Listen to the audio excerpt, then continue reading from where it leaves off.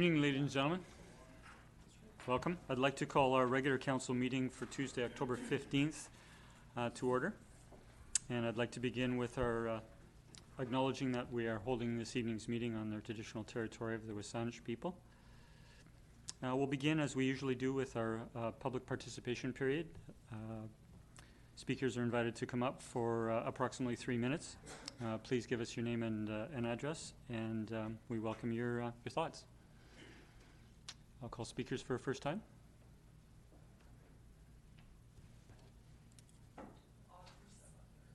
Yeah, you just push the little button for the red light. Okay.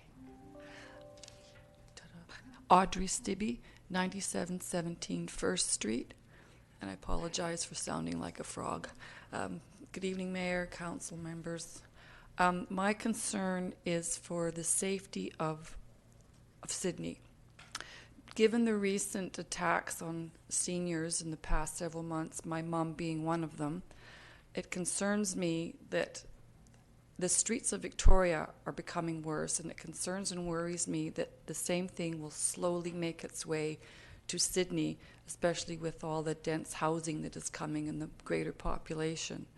I would like to see the bylaw with regards to being able to sit for 2 hours at a time on a block and then have to move on to the next block be tightened up to perhaps discourage any of the population from Victoria making their way to us. Whether that comes in the form of a task force with the council members, business members of the community, as well as locals, just coming to some sort of a meeting and maybe just trying to come up with a way to make our seniors in Sydney a safer place to be. I've been here for a little less than 3 years and have seen an increase in the panhandlers, although it's not immense, but it is coming. So that is my concern. I'd like to see something be tightened up for our streets. Thank you. Okay. Thank you for bringing your concerns forward. Call for a second time speakers. We've got you on the agenda officially.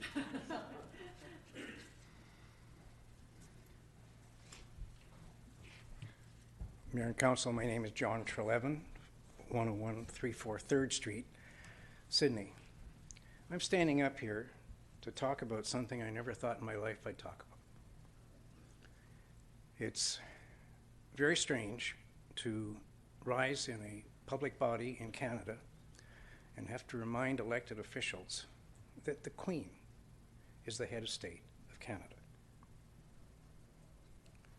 Someone in this council took a decision to move a portrait. That can happen. I never gave a second thought about the picture of the Queen. It's like asking, did you have a toothache last Tuesday? No, I didn't notice it.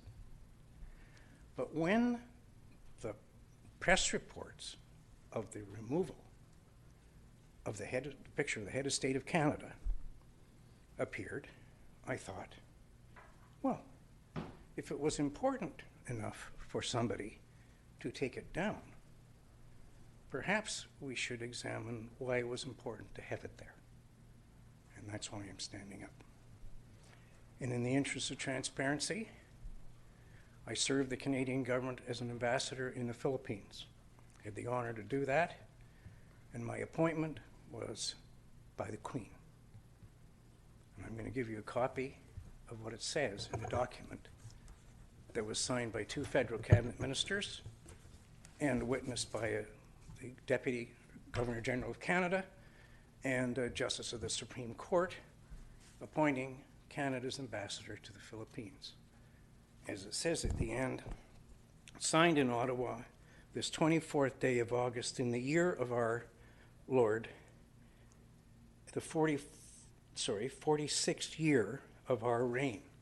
It's all in the name of the Queen, in right of Canada.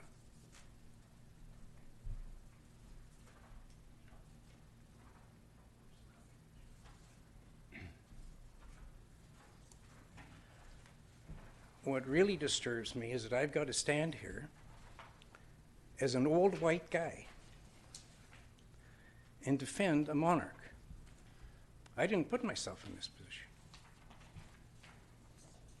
And the voices in the community, apparently there were none for a while, have included the Monarchist League. Well, we know what they believe in.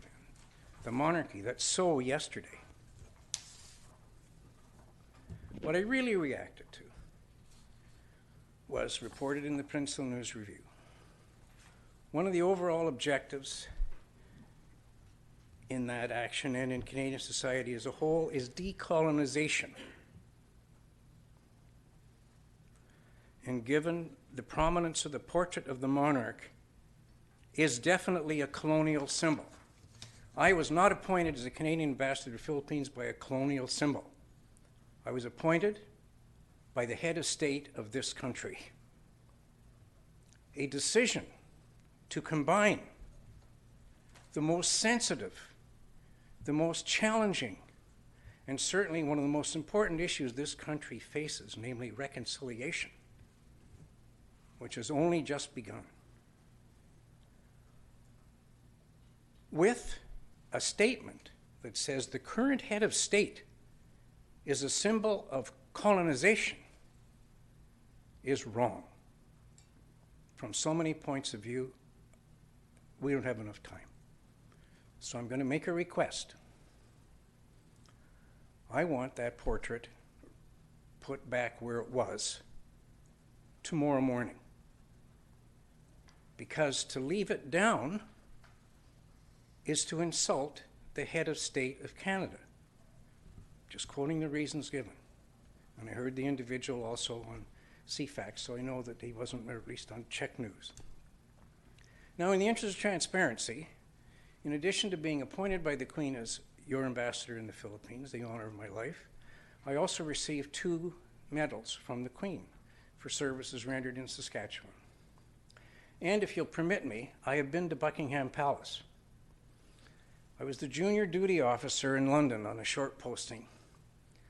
And in that position, the call came in saying there's a secret flash message for Buckingham Palace from Prince Philip in Newfoundland. Now, many of you know my wife. She smiled because I put on my best suit. I'm going to Buckingham Palace. I had to go to the office and pick up the message. It was from Prince Philip, and he wanted his equerry to put his rules of equestrian sportsmanship in the bag for New York the following day, sent secret flash to the Canadian High Commission. I was able to get in a cab and say the following phrase, "Please take me to Buckingham Palace." I was only ever to say that once in my life. And at the North Gate, the bobbies waved me in. I'm wearing my best suit. I go in the lower entrance to the communications center run by the British military. It's a Sunday afternoon. The guys have got their striped pants on, but they're in their skivvies virtually and smoking cigarettes and whatnot. That was my visit to Buckingham Palace. So I have revealed my conflict of interest all the way through my career. If there's anybody sitting at this table who has any similar conflict on this particular item, I think they should reveal it. And I would call upon the council to take a decision to replace the portrait of the current head of state of Canada and get on and do everything we possibly can about reconciliation. Of course, there's no question about it. Thank you for your attention. Thank you. I will be addressing the topic under my mayor's report this evening.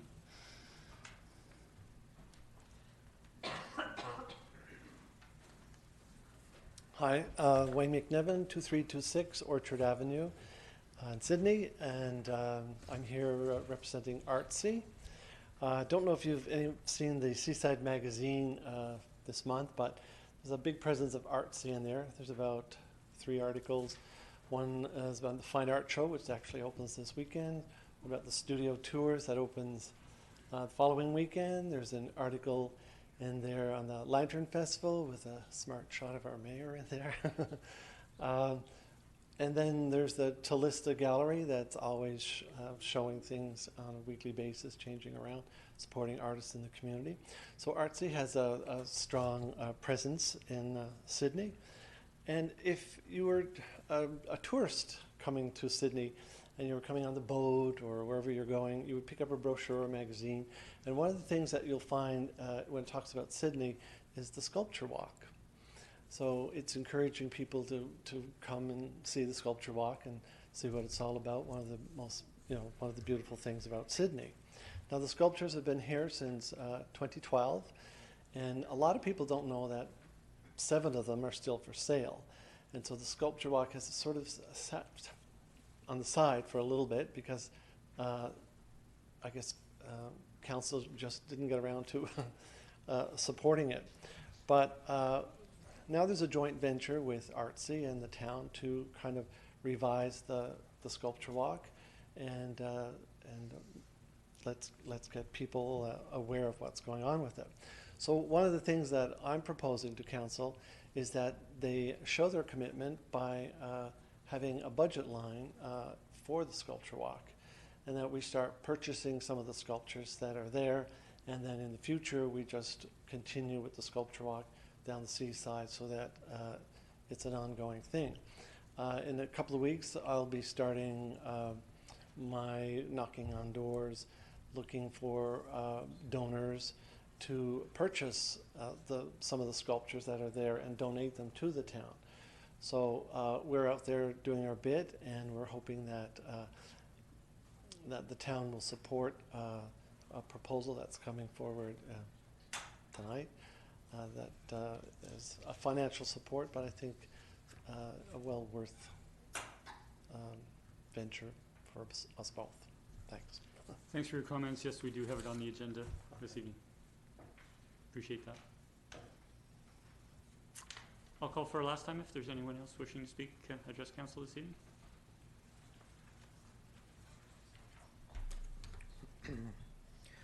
Good evening, Your Worship, councillors, staff, members of the public. My name is Greg Gillespie. I'm the development manager for Mike Garrett Construction, 4520 West Saanich Road. We're the applicant for development permit and development variance permit at 9570 and 9574 5th Street, item 10B sub R1 on this evening's agenda.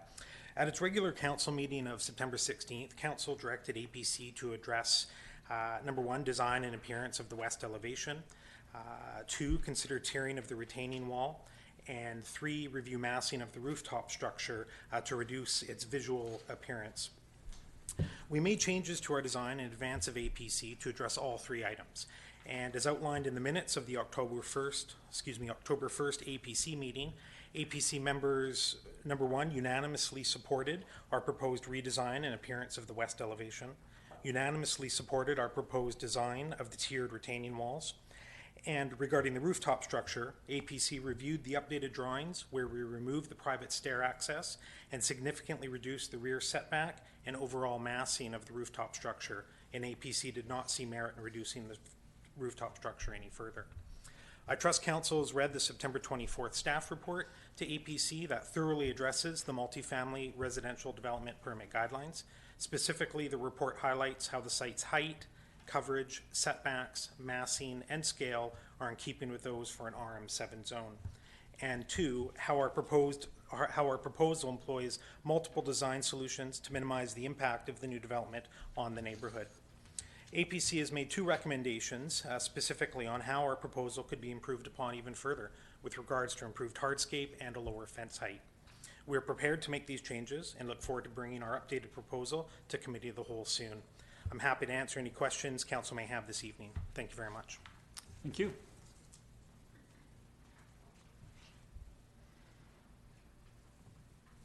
Seeing no further speakers, I'll close the public participation period. We have a public hearing this evening, and we do have formal procedures for public hearings. It's regarding bylaw number 2176, a zoning amendment number 38. And I want to make opening comments that public hearings are a statutory requirement under the Local Government Act for official community plan and zoning amendment applications. They are an opportunity for any person who believes that their interest in property is affected by the proposed bylaw to be heard. Council's role during the public hearing is to listen to all representatives, give an opportunity for the public to present their views, to have an open mind, and to not debate or challenge what is being said. Council welcomes input. We request that dialogue remain respectful at all times in order to allow all views to be heard. Once the public hearing is closed, we'll proceed with the regular agenda, and Council will consider the bylaw under item 14A on tonight's agenda. We will then deliberate and make our decision. I'd now like to ask the CAO to please read the public hearing notice. Thank you, Mr. Mayor. So this is the notice of public hearing that went out for bylaw number 2176. The notice read, notice was given that the Council of the Town of Sydney will hold a public hearing regarding bylaw number 2176, being a proposed amendment to zoning bylaw number 2015.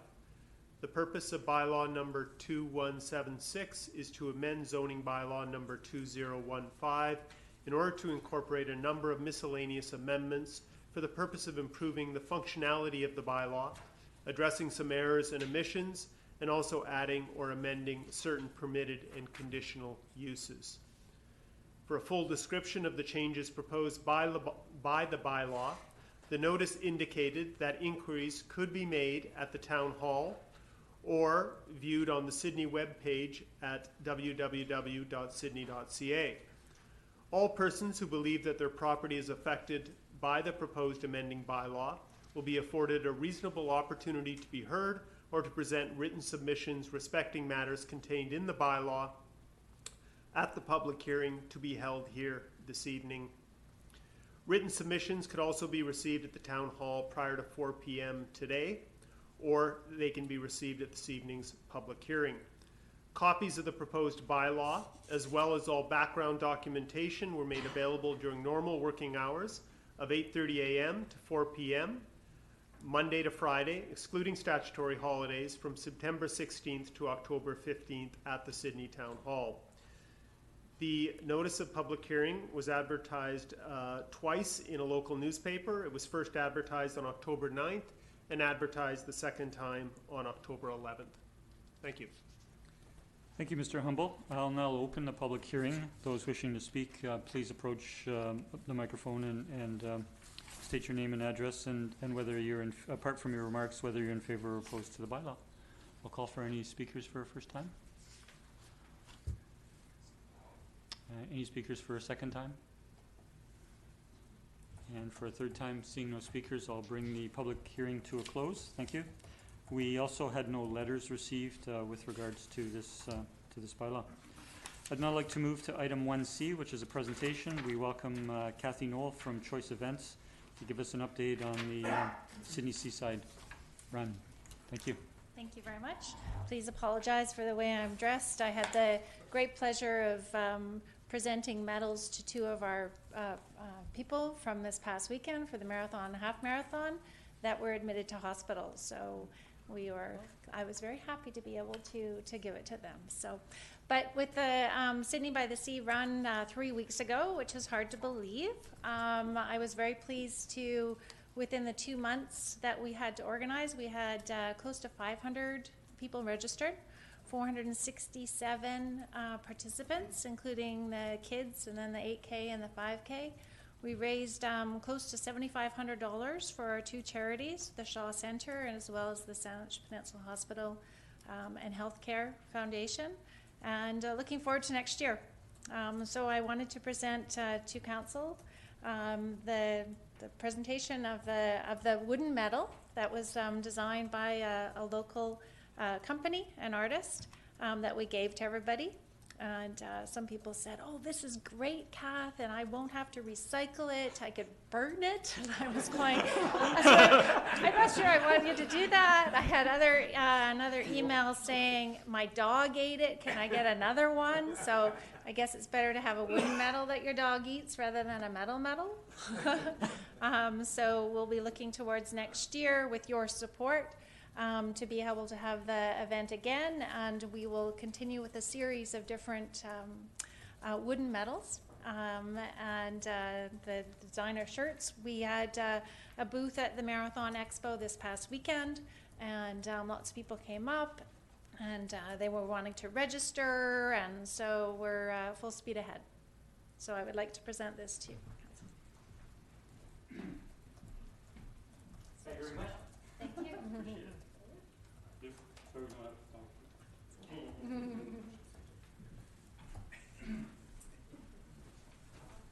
Well, Kathy, on behalf of the community, thank you so much. You did a tremendous job on such short notice. We thought we might be postponing it till next year, and it turned out to be a great success. And congratulations. I know many staff participated, and there were councillors volunteering, and thanks for Barbara for making remarks on my behalf as I trudged along.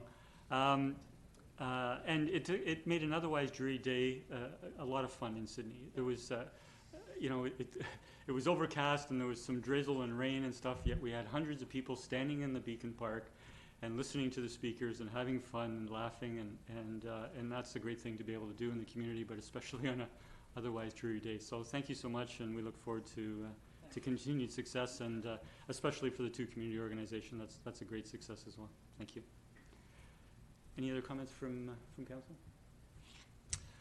Okay, we'll move on to approval of the agenda. We do have an amendment to add item 13C, which is a late item, a request of letter of support from Vero.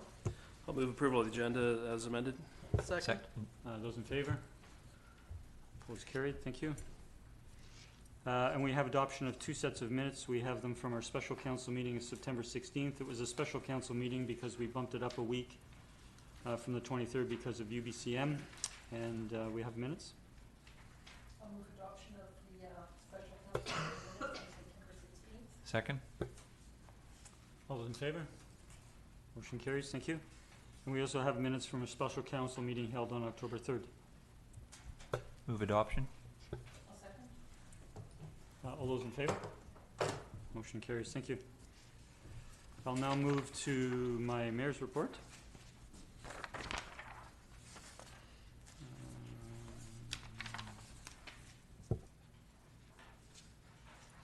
I'd like to provide some clarifying remarks regarding the Queen's portrait in the council chambers. It was never my intention to remove the Queen's portrait permanently or replace it with a piece of First Nations art. I respect we are a constitutional monarchy and our head of state is a hereditary sovereign. The Queen's portrait represents this fact. These are the council chambers for the town of Sydney. Our town site was first established with the name Sydney in 1891, and we incorporated as a municipality in 1967. We don't have anything on the walls indicating we are the town of Sydney or representing our heritage. In the late 1960s, Sydney, and by coincidence North Saanich and Central Saanich, all commissioned individual town crests. The Sydney Town Crest reflects aspects of our heritage, including our connection to local First Nations. A large carving of our crest hung in these council chambers for many years until it unfortunately became damaged. Our crest had a design update in the late 1990s and is currently represented by the small replica currently on the front of the desk here. From where the audience is sitting, I think it is hardly noticeable to audience members or what it represents. During the past year, I have visited many towns that have their crests hanging prominently in their council chambers, and I believe it would be most appropriate to have the Sydney Town crest hang on the wall behind me. When I began serving as mayor nearly a year ago, I initiated, and I've continued giving a territorial acknowledgement of our local Wasanich First Nations at the beginning of each council meeting. While our settler culture has lived here for some 250 years, the Wasanich people have lived here for millennia. While I had noticed that we had nothing significant reflecting the establishment of Sydney in council chambers, I also reflected that we had no acknowledgement of our local First Nations. Council has approved an allocation for First Nations art in our council chambers, and in early summer I decided it was time to commission that piece. So why didn't I leave the Queen's portrait hanging behind me or move it elsewhere in the chambers until the town crest and First Nations piece were ready? To be honest, giving the First Nations territorial acknowledgement felt empty with only the portrait as a colonial symbol hanging prominently. The Canadian Truth and Reconciliation Committee and the United Nations Declaration on the Rights of Indigenous Peoples speak to decolonization as an act of reconciliation. There are two approaches to decolonization. One is we could remove that representation of colonization altogether from the chamber. I've already stated that wasn't my intent. We could have also done it, and there were members that came before council early in the term requesting that we no longer have a town crier, as it represented an aspect of colonialism. The approach we took with town crier as a council, and the approach I'm taking with regards to the Queen's portrait, is that we should represent that heritage, but we should also be inclusive of our own history and of the First Nations history. I decided to temporarily take it down until the Sydney Town Crest and First Nations piece were ready to go up together. It's my intention to hang our town crest on the front wall, to hang the Queen's portrait possibly to one side and the First Nations piece to the other. I want to note that we do have representations of Canada, British Columbia, and Sydney in the chambers here at the front with the respective flags. I apologize that I did not communicate these changes at the time they began. I didn't want to appear to be trying to score reconciliation points. It was intended to be a shorter period of transition, and I look forward to the Sydney Council chambers being more inclusive of our history with the First Nations piece, the Queen's portrait, and the Sydney Town Crest hanging here in the coming weeks. Thank you. I'll now open it up to any councillors who wish to add any comments or... Thank you. I'd now like to move to two council reports. We have Councillor Sarah Duncan, or Councillor Duncan, your report. Sure. So I attended the Victoria Women's Transition House AGM a number of weeks ago. I guess it feels like a long time ago, when all of the mayors in the region were invited. However, our mayor, along with two of our councillors, were at the UBCM. So I attended on his behalf. One other representative was there on behalf of Victoria, was Charlene Thornton-Joe. I believe we're the only two elected representatives there. So the Victoria Women's Transition House serves women who are fleeing domestic abuse and their children in a lot of cases. In Sydney, they offer their services mainly through the Shoal Centre and their linkage there with Beacon Services, and the councillors that they have there. They find with Sydney's demographic, usually women who are seeking their services are not the women they have in Victoria who are fleeing with families. They're women who are fleeing in the middle of their lives and have never had jobs and have no economic security once they leave their partner. So it's a very different problem on its own. Down in Victoria, they're building a new centre. So this was the big topic of the AGM, was they're building a secondary treatment house. Right now they have primary beds where you're able to stay for 24 or 48 hours just initially to get out of a situation, and then you need to be bumped, move on. So this would offer longer term treatment and expanded beds for longer term to let women be there for several months, receive counseling, receive all the support they might need if they're going through the legal processes, job training and things like that, so that they'll be far more stable and less likely to end up homeless when they leave. So it was just a really interesting service to get to hear about. They submitted their annual report, so if you go online to Victoria Women's Transition House, you'll be able to see all their statistics of the number of people they help, but I won't recite them all here. Specific to Sydney, they do also do outreach and education to the children at the Sydney Elementary and our kids who are over at North Saanich Middle School, just talking about healthy relationships and boundaries and what does that look like, in the hopes that it will prevent people from getting kind of sucked into bad relationships at young ages, and so that children will have the tools to understand if there are things going on in their households that are not maybe what they should be, that they can seek help because they won't realize that that's not normal. And so their showcase for the AGM was to have two of the councillors who do that outreach and run a children's camp for the kids who've been with their mother and left the abusive situation, and about teaching them the skills and how to be, especially masculinity training that isn't going to be following in abusive models. So if anyone would like to hear more about their services in the town, it's through the Shoal Centre. Thank you. And Councillor O'Keefe, you have an update? Yes, thank you, Mr. Mayor.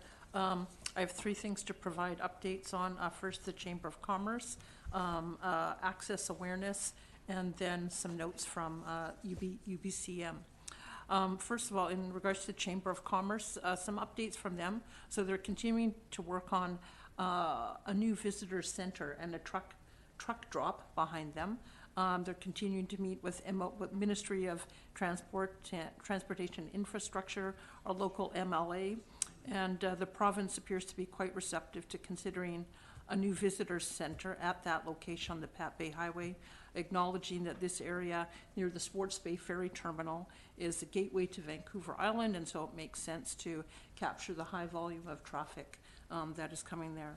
The truck drop is highly needed, and it would have a positive impact on Sydney. So these are, this actually came about requests from trucking companies and BC Ferries as well. So truckers who have big trailers that they carry sometimes need a place to park, either because they've missed the ferry or they're going to be getting the first ferry in the morning, so that's what they would use that for. And so if they were there, they would come into Sydney and be looking for possibly accommodation or entertainment or food. So it would be a good thing for us. There's still some issues to be resolved in terms of some of that land is ALR, and so they'll need to be looking to the province and to North Saanich with that. But they just wanted us to know that that's something that they're working on. Another thing they're working on was there was a session that was organized by John Jurisic, who many of you know is quite involved in the business community, and he had worked with industry stakeholders about the challenges around hiring immigrant students. So as a result of that work that he did, the Chamber feels that there's a role for them to help support the networking and maybe the permit processes to help link up some of those students who are looking for work in local industries here. So they will continue to try and look for ways to facilitate that happening. And of course, that's a good thing, because that's one of the things that we hear from businesses, especially on the west side, that issue of getting good and knowledgeable employees for them. Chamber's having their Crystal Awards taking place this Thursday, which honors businesses on the Saanich Peninsula, and I'll be attending to show support for Sydney's many businesses. And quite a few Sydney businesses are finalists. All Care Canada has been nominated for Business of the Year, Employer of the Year, and Contribution to the Community. The Sydney Museum has been nominated under the not-for-profit organization, and Monk's Office Supply under the Green Business category. Fresh Tandoori Indian Bistro and Cut Cartel, both nominated under Best New Business, and Empire Hydrogen for entrepreneurial spirit. So a lot of our local business is doing well. Switching now to access awareness. So I attended a full day forum on Saturday, and this was hosted by Shane Simpson of the Minister of Social Development and Poverty Reduction. And what they're doing is organizing community engagement sessions around the province to talk about new legislation that the provincial government is working on relating to persons with disabilities. So this new legislation and standards that they will come out with in probably a year will focus on a number of things for persons with disabilities in the areas of service delivery, employment, the built environment, information and communication, and transportation. And so what they're doing with these engagement forums around the province is to get persons who have disabilities or their caregivers or people who are maybe involved in providing services to these people, and to look at what the government is proposing so far and whether there's gaps or there's other things that the government should be considering in the legislation. Our local Access Awareness Committee in Sydney is going to be having an engagement session on November 5th at the Shoal Centre in the evening. And so anyone who is interested in that can contact Jennifer Van Az at the Shoal Centre to participate in that. Last thing, UBCM. So Union of BC Municipalities, of course, is annual conference for mayors and councillors around the province. Most of the presentations are on the UBCM website, so I'm not going to go through all of that. But I think it's important, you know, that taxpayers put out a fair amount of money for us to go there. So I thought it's worthwhile to comment on some of the things that I personally got out of it that I think are of value that I will bring back to council. So here we go. I guess overall what I'd say is from meeting dozens of councillors all over the province, and I'm sure Councillor Fallett and the mayor would attest to that as well, is that we really share a lot of the same issues. Like it was affordable housing, doing things to keep your economy moving, climate change.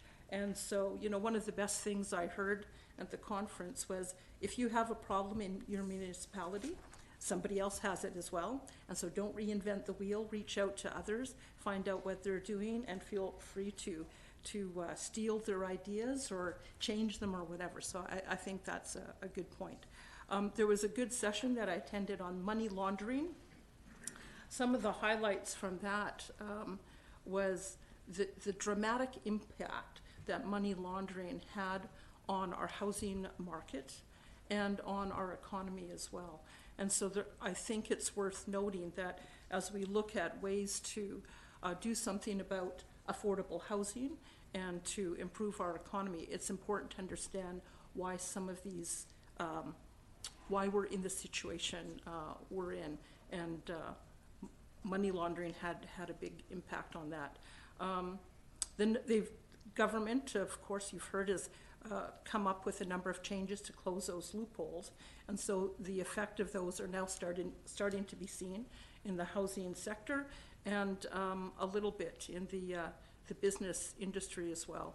So what they talked about was the fact that the economy had been artificially sustained for a long period of time. Now those loopholes are being shut. That's going to have an impact. Attended a number of sessions on economic development. I guess all I'll say with that is that there's a number of tools and resources available in terms of how to approach economic development and having a strategy. One thing I noted in a session that they did on tourism is that a lot of small communities are all coming up with strategies to bring more tourists to their area. So there's a fair amount of competition for that. And so municipalities that don't have a strategy are going to be at the losing end of things. So important for us to think about that. There's a number of tools available, which I mentioned to Councillor Rintoul. I'll pass along to you as chair of the Economic Advisory Committee to see if there's something there. Liaison, yes, right, okay. Affordable housing, a lot, again, lots of resources. We attended a session where Burnaby, New Westminster, and Nanaimo talked about the approaches that they took. I think the important takeaway from that there's a lot of things that can be done to support affordable housing. It's important to understand the underlying reasons, and it has to be a multi-pronged attached. It's not just a matter of building a bunch more dwelling units and to solve the problem. There's a lot more to it than that. And as we discussed at our strategic planning, after we get the housing needs analysis, we'll maybe be in a better position to move forward with some ideas on that. I'll leave it at that, unless anybody has questions. Thank you for all three updates. Okay. Councillor Fallett. Thank you. To piggyback on Councillor O'Keefe, I was also in attendance at UBCM, and so number one, just to go back, you may recall that I brought forth a resolution and council passed to send to UBCM to increase, ask the province to increase funding for libraries. It did pass unanimously at UBCM. The difficulty is this resolution has come up numerous times over the years, and UBCM is always supportive of it. The province, unfortunately, generally says that's a great idea and we'll look at it and et cetera. One of the things in a workshop that I was in, I said, you know, we need to change the approach, because just to pass a resolution and have the government, then again, the government of the day, turn around and say, that's a great idea, we'd look forward to putting that into our budget if we can possibly do it, and nothing ever happens. And I think the push is on in a much different way to increase the funding for libraries. It's been reduced. It needs to come back up to where it was. Libraries are becoming more than just a repository of books. Not that that should be forgotten, but they are also, they're one of the few places in our communities that everybody can go in without cost. You don't have to buy something to be able to go there. People are using computers in the library. People are accessing things for job searches and everything. So I was pleased with that. The other thing that the other event I attended at UBCM was an agricultural tour. And most of the people who were on the tour were coming from farming communities, and sort of like, why would you go on the ag tour? And I said, exactly that, because it is a surprise. And it was a fantastic surprise for me. We went to a mushroom farm, a turkey and chicken farm, and then a honey producer, and lastly, poinsettia. My takeaway from that was how important it is to work together. The mushroom farmer was saying we need to be close to chicken farms because we need their manure. The chicken farmer then says, we are really fortunate. They have a small operation. They do several hundred birds. Their turkeys are Thanksgiving turkeys. They don't go into Christmas because the temperature changes. And they said, you know, everybody wants free range. When you have free range, there's a greater attrition because of flying birds that are looking for lunch and dinner. Interestingly, they had a llama as security in amongst the turkeys, which was really quite interesting. So from that, I went to the Sydney breakfast meeting here in the light industrial section across the highway. And conversation had also been around farming and tourism. What's it called? Agritourism. And where farmers are having to do more than just their farming in order to be sustainable. And so I brought up this part because part of what came out of it was we don't have an abattoir, the slaughtering place here on the island. So for a lot of these farmers, we now have what we're thinking, we're looking at buying an organic bird that's been raised outside in its natural environment. That bird now has to go on a truck over to the mainland for slaughtering. And if you think about that, that's not really what we intended. And there's a disconnect between what is on our table and how it arrived there. And I think that for me was the great takeaway, is to bring back the reality of what happens to the food that we eat and how to make it sustainable. John Jurisic, who is running the Breakfast Club, he phoned me later on. He said, you know, that was a really interesting piece of information. I'd like to go with it and explore it because I think there's more to talk about it. And that's probably one of the prime things to go to a conference such as UBCM or the Association of Vancouver Island Coastal Communities, is to meet with your colleagues and to get into things that you don't necessarily think of in a day-to-day setting of what's going on in your community, but it impacts your community. And that's something I find very precious, and I'm very grateful to be able to have participated in that. So from my perspective, and to you, the taxpayer, I say thank you very much for that opportunity. Thank you. Great, thank you, Councillor Fallon. We'll now move on to committee reports, and our first is the Committee of the Whole meeting of September 16th, and we have minutes. Move receipt for information. Oh, sorry. Move receipt for information. Second. All those in favor? Motion carries, thank you. And we have 3 recommendations.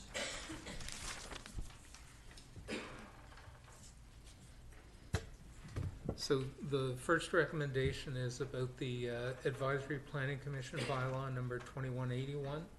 And the committee recommended, and I so moved, that the proposed Advisory Planning Commission bylaw number 2181 be forwarded with the proposed amendments to the membership to the APC and staff for review and comment. I'll second. Any discussion? I'll call a question. Those in favor? Opposed? Motion carries. Thank you. Okay, the second recommendation from committee, and I so move, is with respect to council procedure bylaw number 2182, and I move that staff proceed with the necessary public notice for consideration of bylaw number 2182, council and committee procedure amendment number 2, 2019, with the amendment that the adjournment time of regular council meetings be 10 p.m. Second. Any discussion? We'll call a question. Those in favor? Opposed? One opposed. Motion carries.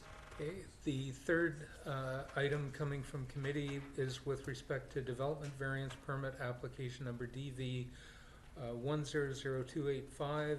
This is for 10379, 10383, and 10387 All Bay Road, and this was to retroactively approve the construction of 2 sets of beach stairs and the alteration of an existing set of beach stairs.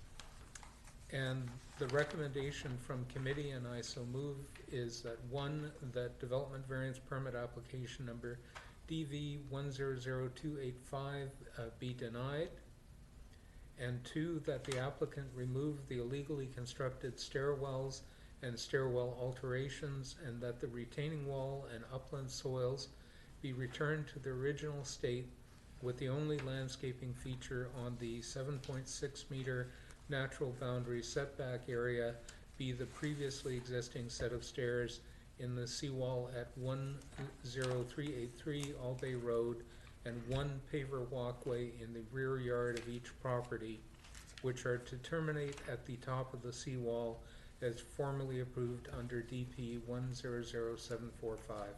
Second. Any discussion? Councillor Duncan. Thank you. I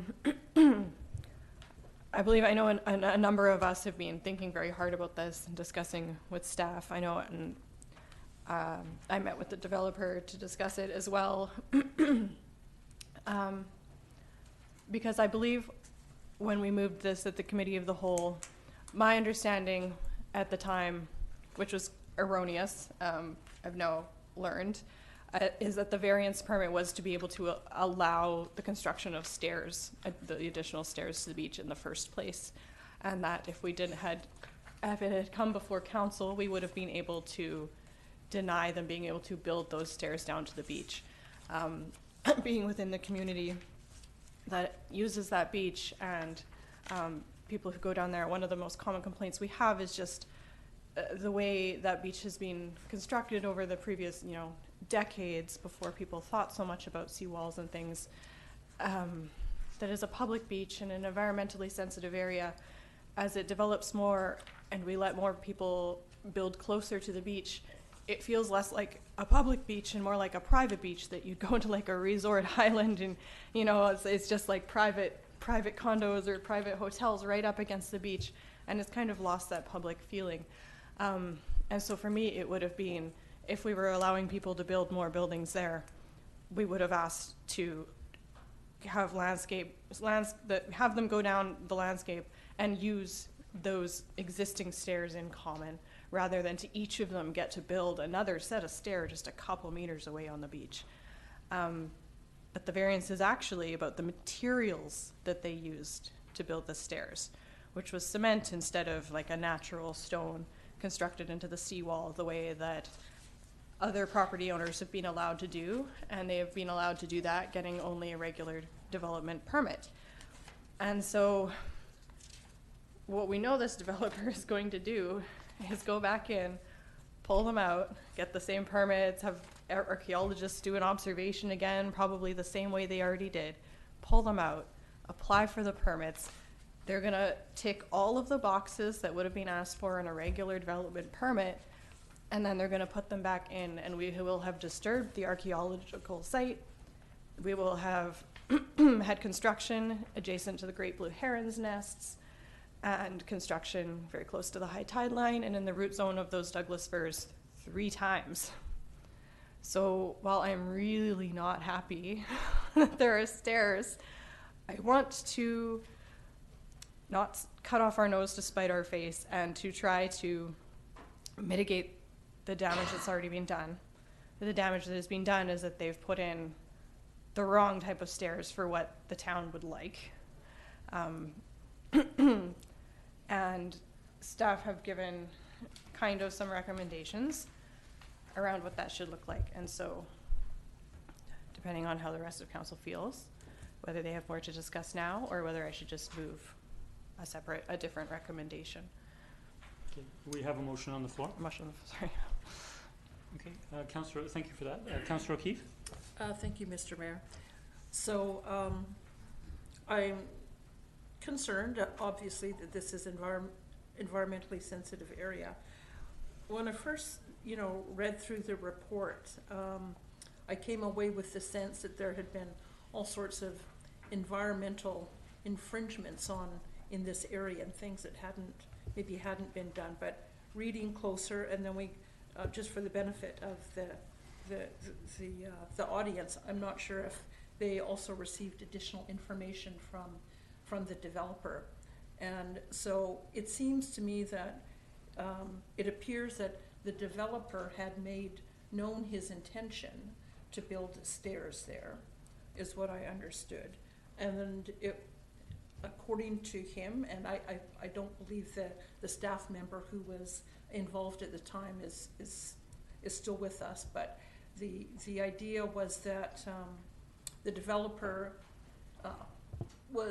said that he was told by staff it would be better to take the stairs out of the design plans at the time, because there was going to need to be an archaeological permit. And so it was for that reason that the developer took the stairs out. What he indicated to me was that he found staff very helpful, and that they were saying, if you wait for the archaeology permit, that could take months, but you don't need an archaeology permit to start work on the houses, and so get going with that and get the permit later. And so he went forward. He did protect the Douglas firs. They did protect the heron's nest. They did get the archaeology permit, but they didn't get the development permit that they should have for the stairs. So for me, the developer acknowledged that they messed up in getting the permit. However, to me, it didn't seem like it was a wanton disregard for our bylaws and permits. And I guess the reason I say that is because if it was, he wouldn't have gone to get the archaeology permit. He wouldn't have done all of the other things that they had to do to protect the trees and the blue heron's nest and bring in specialists and those sorts of things. So, and also, I guess I'm concerned about, as Councillor Duncan says, there's already been some disruption in that area, and it appears that if we ask the developer to rip it all out and put it all back again, that's going to disrupt the area, and then he's going to be able to go and apply and possibly put a similar stairs in, but maybe with a different type of materials. So possibly disrupting that area a second time. So I guess I would be more in favor of coming up with some sort of solution to minimize the impact on that area. So I'm sort of leaning towards another sort of option, and staff has mentioned some options possibly for more permeable materials. Thank you.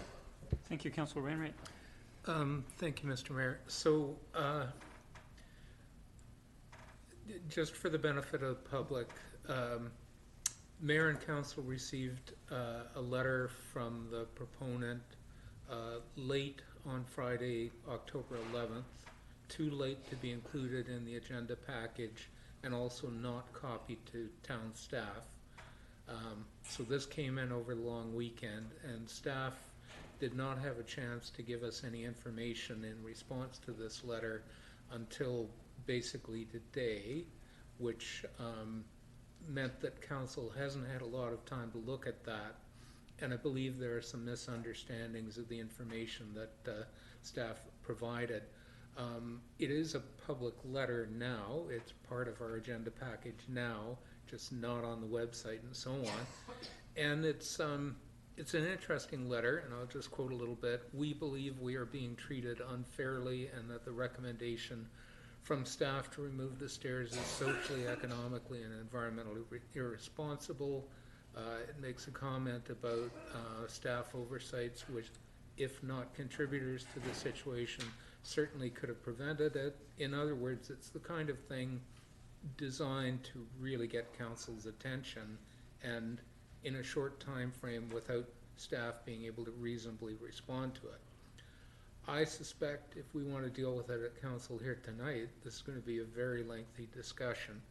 I know we have a motion on the floor, but tabling motion has precedent, so I'm going to move that we table this and refer it back to committee of the whole, where we can have a reasonable, full discussion about it and simply not deal with it tonight. And if I can get a seconder. Do we have a seconder on the tabling motion? Discussion on the tabling motion. I'll call the question. Councillor Untitled? Yeah, sorry, just to clarify, with the intent to table, if I may, to Councillor Wainwright, because in part the staff's response today wasn't made public, you'd like the opportunity for some more fulsome discussion around that on the part of council and to be a little more transparent, I assume. Is that correct? That, and I also believe that council members would benefit from an opportunity to have a conversation and questions with staff so that we have a clear understanding of the events leading up to this.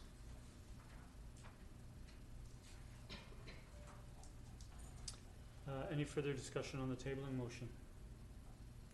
I'll call the question. All those in favor? Opposed? We have 2 opposed, but the motion carries to table it to the committee of the next committee of the whole meeting. Thank you, Council. And that completes the committee of the whole recommendations.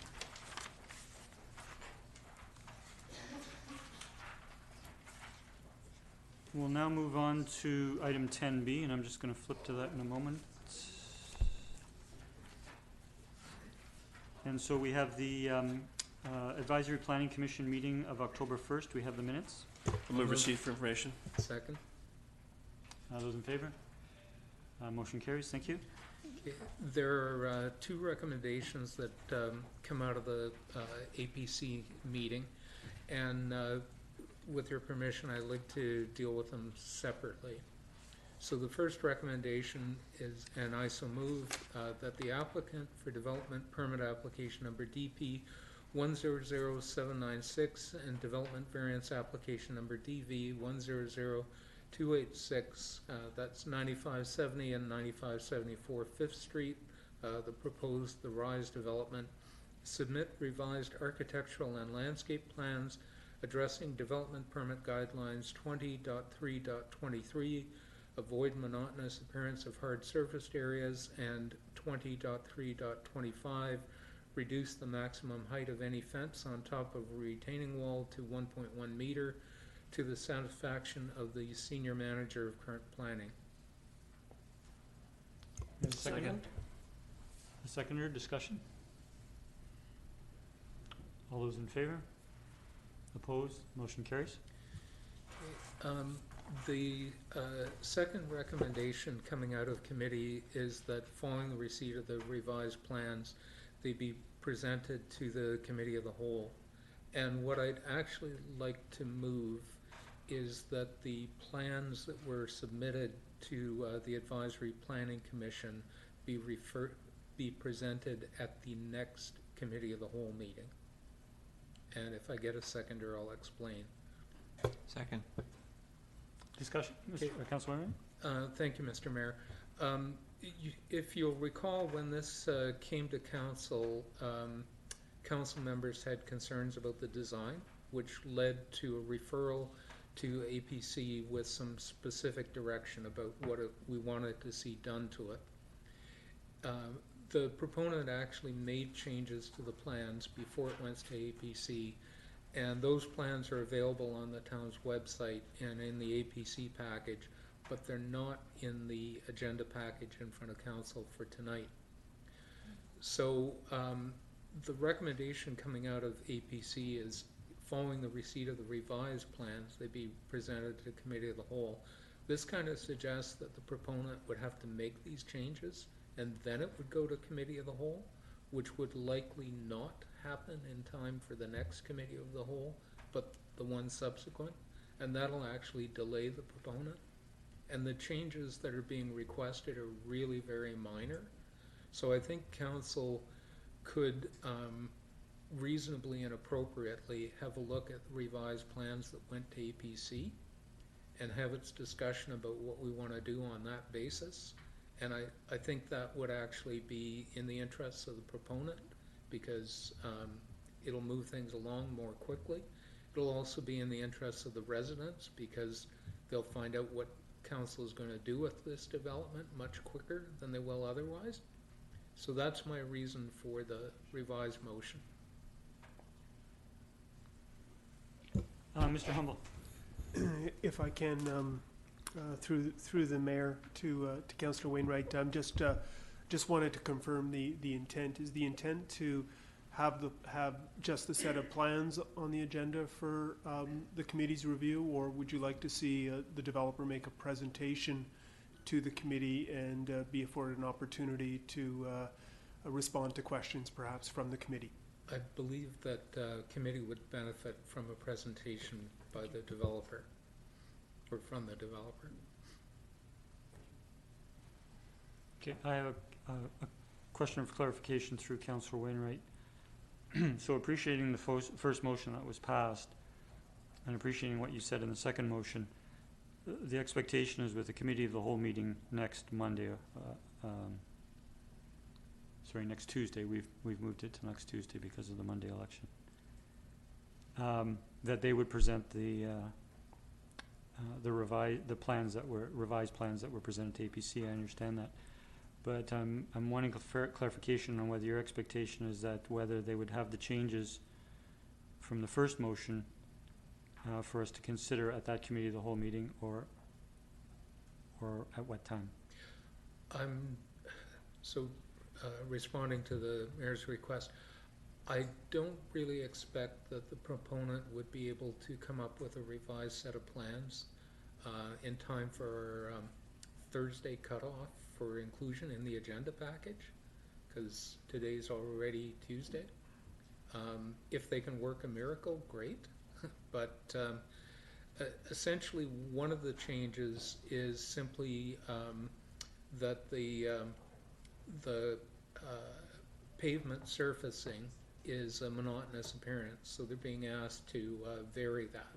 It's a pretty subtle change that we'll only see in the landscape plan, not the building plans. And the other change is reducing the 1.2 meter tall fence to 1.1 meters. And they've said they're willing to do that. I presume it's going to look very similar, just a little bit shorter. And I guess it's my thought that council really doesn't need to see those two particular details, that we can probably have a reasonable discussion based on the set of plans that went to APC. Okay, thank you. I think that's an important clarification. That is, it's not a requirement that we have those two changes that were passed in the first motion. The council's interest is at next committee of the whole is to see the plan and discuss the plans along with APC's comments and record of decision at the meeting. Thank you. So any further discussion on the second motion? I'll call the question. All those in favor? Motion carries unanimous. Thank you. And that's it for APC. Thank you.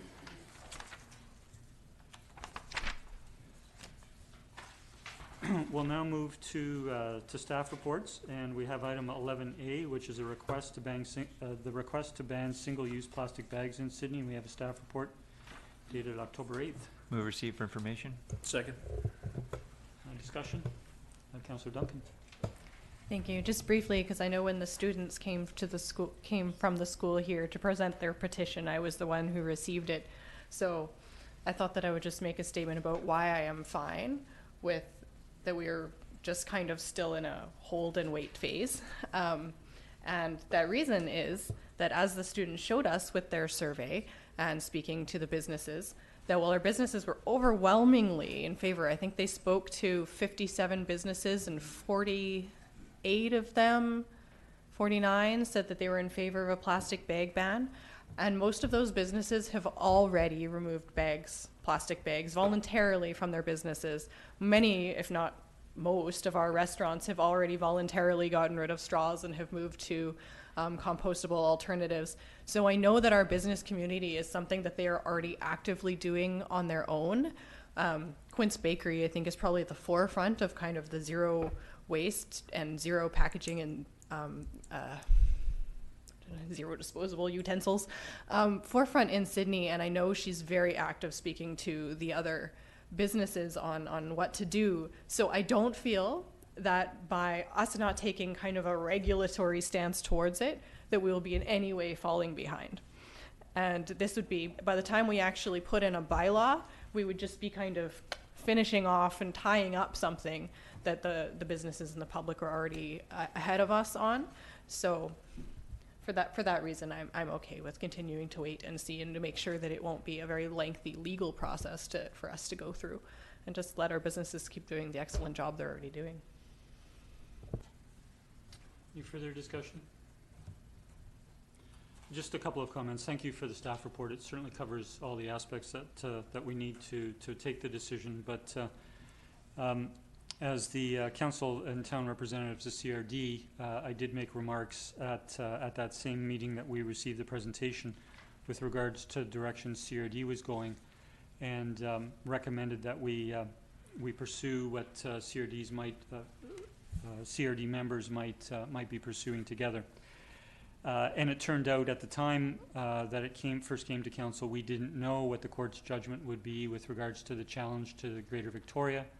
The Plastic Bag Association of Canada was successful in their appeal, and so the City of Victoria took some time.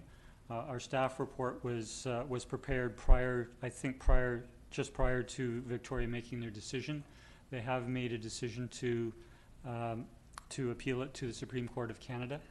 And part of the interest in appealing it is the grounds for which it was overturned, and the City of Victoria, and I think myself on behalf of Sydney share the same concern, that if that Plastic Bag Association appeal was successful, that if the CRD or regional municipalities tried to enforce bans on other single-use plastic items or things like styrofoam, that we would be going through the same challenges all over again. And so what we're looking for in this process is let Victoria go through that challenge. But what is also in the agenda package under correspondence is a large number of municipalities, including this council, have supported a joint letter to the provincial minister responsible, asking them to make a decision on the authority of local government for this type of regulation, whether it's on the basis of the environment, whether it's on the basis of business regulation, and be consistent such that we can not only move forward on limiting single-use plastic bags, but we can move forward on other single-use plastic items and items such as styrofoam. So unfortunately, this is not a quick solution. It will take time, but the province, in the meantime, has initiated a process by which they are interested in moving on single-use and other single-use items. And we also know that the federal government has initiated something, but that ball might roll a little slower with the transition at that level. So thank you for that. I'll call the question. All those in favor? Motion carries unanimous. We now have item 11B, which is the Sydney Sculpture Walk funding proposal, and the report dated October 1st. I'll move the recommendation that one, that council approve the purchase of the Keeper and the Eye of the Ocean over the next 2 years at a total cost of $25,000, and two, that council refer to budget deliberations the matter of annual funding for Sculpture Walk to begin in 2022. Second. Discussion? Councillor Feller. Thank you. I'm really pleased to see this recommendation and pleased to also support it. I think it's the right thing to do. We've had the sculptures in our town for many years and had the advantage of it being part of our identity, and people are seeing this as part of what Sydney is, and I think it's the right thing to do. I also think it leads into a further conversation that we've touched on earlier, that we do have a discussion around how we feel about public art and arts funding, and I think these artists also deserve to be paid while we're enjoying it, so I'm happy to support it. Thank you. Councillor Rintoul and Councillor O'Keefe. Thank you, Mr. Mayor. Likewise, I'm very comfortable with the suggestion that is in the staff report and the document from Artsy, and I thank Wayne for his presentation. Ultimately, to Councillor O'Keefe's point earlier around tourism in communities, and she spoke to trying to find your niche, and that it's a competitive market. I believe that the Sculpture Walk creates value for the community. I believe it's something that people seek out when they're visiting Sydney. I think it brings value to the community, and the arts often do, and that's often overlooked. So my appreciation for bringing this forward, and I'm supportive. Thank you. Councillor O'Keefe. Thank you. Yes, I'm also supportive of this. I guess the only thing I want to make sure of is that when we talked about revitalizing the Sculpture Walk, I hope that we're going to be seeing more pieces come forward over the years. And so while I like that we're going to buy a couple, what I understood initially from this concept is that we were going to be providing a forum so that new artists could perhaps bring in, or that these pieces might get sold and they might go somewhere else, and that would create opportunities for other artists in the future to add to the Sculpture Walk. So I hope that that will be part of the plan at some point, to be able to encourage additional artists to be able to participate with this. I'm also encouraged to hear that Wayne is going to be starting to knock on doors, because while I think it's great that the town is going to provide some funding for this, I think it's good to give the community the opportunity as well to participate and support the arts in our community. So thank you. Councillor Garnett. Also want to echo, thank you for the comments you earlier. I'm supportive of it because I believe in supporting arts in our community, and I think this is a good first step to do that, and shows that as a council that we're going to help lead the way in our community, and wish it success. So hopefully it works out. Thank you. I'd like to make some comments.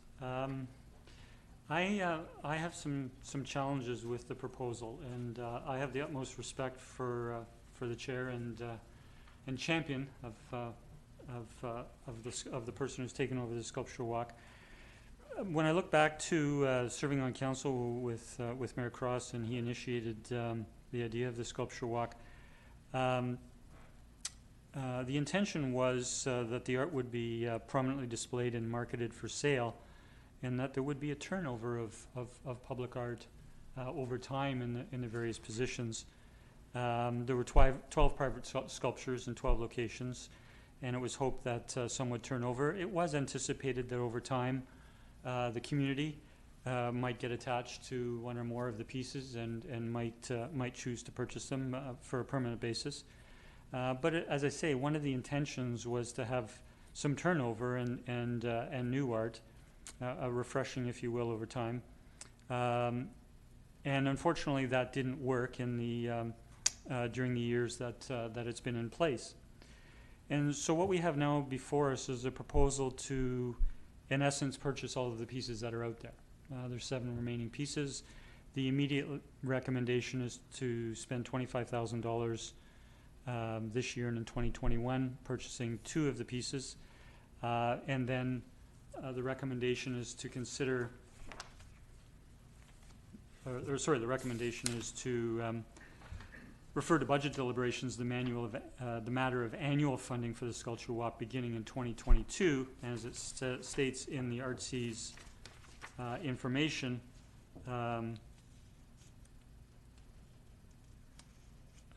Sorry, I didn't mark it.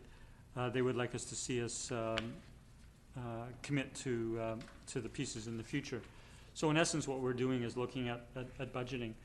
And I guess where my concern comes from is not so much will or won't public art turnover in the community in these 12 current locations, but do we have we don't have a policy for public art in our community, and I think before we spend significant sums, we should have a policy. There was a process by which the art that is on display in the community now was chosen, but at the time that it was selected and placed, it was understood at the time that it wouldn't necessarily be permanent. However, this does set the wheels, and this recommendation does set the wheels in motion for it to become permanent. And whether or not we proceed with some of these pieces of art, or most of or all of them, I think it would be beneficial to have a policy in place, because I'm sure we will see opportunities for purchasing public art in the future, and I think we should have that in place before we proceed further. Councillor O'Keefe. Thank you for those comments, because some of those things were in my head as well, and I guess what I need some clarity on is the second part of the recommendation that says the council referred to budget deliberations the matter of annual funding for the sculpture walk. Are we talking about the $3,000 a year that we're providing to Artsy to manage, or are we talking there about buying annual, like a piece of artwork? So when we talk about the matter of annual funding for sculpture walk, what does that mean actually? Through to staff, Mr. Hessick. The proposal asked us to set aside the equivalent of $15,000 per year in the longer term, and that's what I would recommend be referred to budget. Okay. So we brought forward with the next budget, but funding would not be slated to begin until 2022 at the earliest, if approved. Yeah, okay. So I guess thank you for that. So I don't know that I'm in favor of recommendation number 2 then, until we have some sort of policy. And I guess also I'm concerned about the turnover of the art, and I'm thinking, we provided $3,000 a year to Artsy in order to make sure that there was people purchasing the art, that it was marketed, that there was going to be some sort of turnover. So I'm thinking, if all we're going to do is just buy up all of these things, what's the $3,000 a year for? I guess. Thank you. Councillor Rintoul. Sorry, did I miss Councillor Fowler? Yeah, thank you. Twofold. I think when we go into having a conversation about where we're looking, how we're looking at arts and what our priority are, whether we come up with an actual policy about the sculpture walk, that's part of it. I think we need to have that conversation. It's not just about arts funding directly, it's also what our policy is towards public art. I think that's an important conversation to have. As far as the turnover, I think we've already seen that Ollie, the skateboarding dog, was purchased, so that location was changed. There's another piece that is going back to the artist, I believe. So there's another place that's vacant. So I think there's going to be opportunity for new art pieces to come. And I think the $3,000 to Artsy to manage this hasn't been managed in the years past. And I think that's a big part of the problem. It's just been sitting there, they haven't been properly marketed, we haven't looked at the opportunity. Are there people out there that want this for their own self, or do they want to donate it back to the town? So I think these are things that are gonna come out in our conversation, and as Artsy goes through and comes back with what's happening right now, there's a couple of artists, I believe, that still haven't been contacted. What happens with those pieces? I think those answers are gonna come. Sorry, Councillor O'Toole, then Councillor, we'll ask if there's any other councillors for first time before we go to second time speakers. Thank you, Mr. Mayor. I just wanted to comment, Councillor Keith was expressing some concern with the second component to the recommendation. I'm very comfortable with that. I mean, we're referring it to budget deliberations, and we're looking at a period beginning in 2022. So at this point, we have the opportunity to give further consideration to that, looking at priorities within the budget. But for now, I think we want to send the signal to the community that we're supportive of these efforts, and that we're supportive of the Sculpture Walk and Artsy's efforts to ensure that that these are permanent additions to the town. And so I'm comfortable certainly with the second recommendation here as well. Thank you. Thank you. My peripheral vision is what it once was, so I'm not sure if it was Councillor Wainwright or Councillor Garnett. Councillor Wainwright. Oh, okay. I'm supportive of the first motion, which is to buy the two pieces, and I'm going to echo Councillor Rentoole's comments that referring it to budget deliberations for the future is a reasonable thing to do, and that's talking about starting in 2022, like not next year's budget. It's a bit down the road. That would allow time to actually develop the policy before that funding 2022 and onwards kicks in. The thing I would, and I'm supportive of the idea of coming up with a policy on public art. Over the years, we've acquired quite a bit of public art without any kind of policy. I think we've done reasonably, but you know, we have been doing it ad hoc.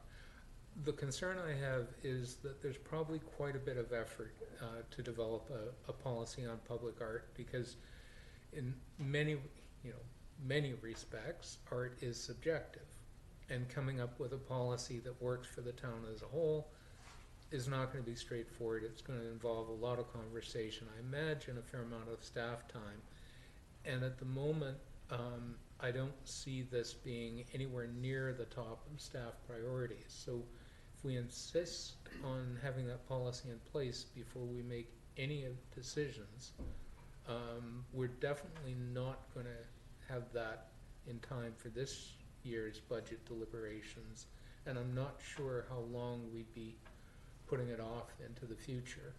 So I'm quite comfortable proceeding with the initial part in advance of the policy, and if our priorities with respect to other matters allow us to develop that public art policy before the 2022 budget cycle kicks in,